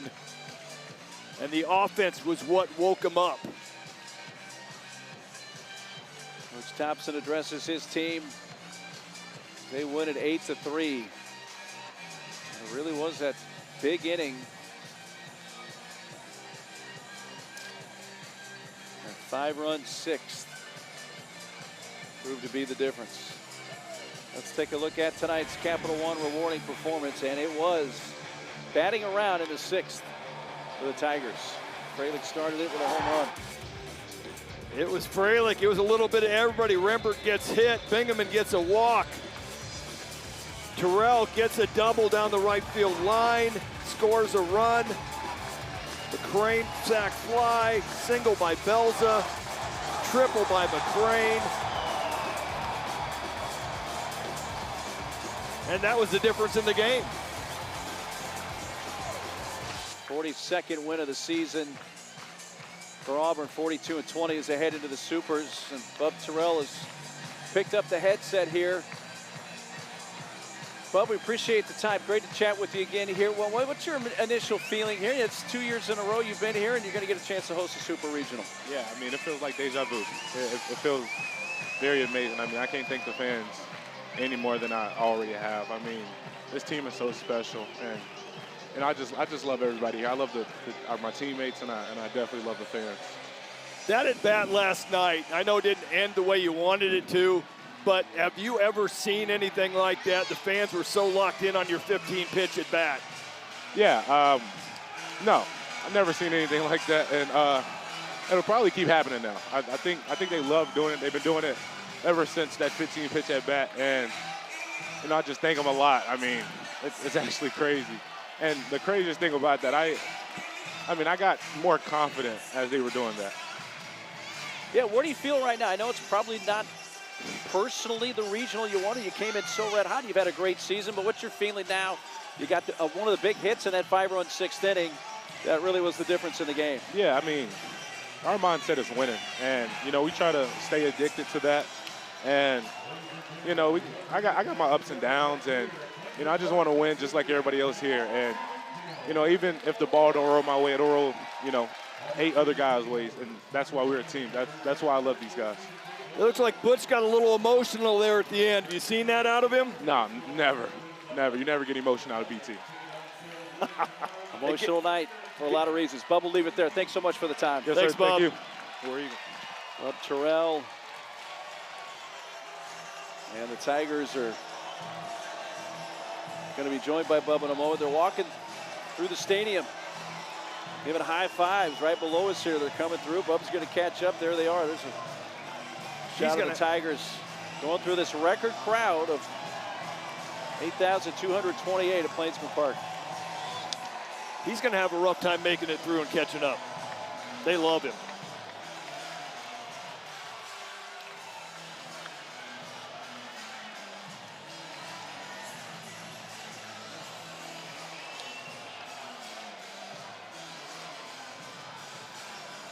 Well, Auburn able to punch their ticket just a matter of a few minutes before USC finished off Texas A&M down at College Station. So all the tickets have been punched, Greg, and it's interesting just to look and see how many of the national seeds were knocked off. And this is going to be a really interesting super regional weekend. That's going to be a lot of fun. And I said it at the beginning of the game, this is the best time for college baseball and college sports. You have the parity of college baseball. You have great teams getting knocked off by teams that people have never heard of. And you come in tonight, and I mean, honestly, this Milwaukee team brought a lot of life and brought a lot of national attention to themselves, where it was just so much fun to watch, and it was hard not to root for because they were just out there looking like the Brewers with their offense. So Ole Miss is going to come here for an all-SEC Super Regional. Again, the tears from Milwaukee, but what a season for Sean Wegner and his team. As they fall a little short of becoming the 3rd, 4 seed to punch a ticket to this year's Super Regionals. It's been a blast, partner. I've loved it, man. It's been fun. It has been a blast this weekend here at Plainsman Park. It was a 2-2 game through the middle stages here with a trip to the Supers on the line, but a 5-run 6th. The difference, Bub was a part of that rally in the 6th, and they win it 8-3, and they're headed to the Super Regionals. For Greg Olson and our great crew, I'm Mark Neely. Thanks for sharing it all with us. Good night from Auburn.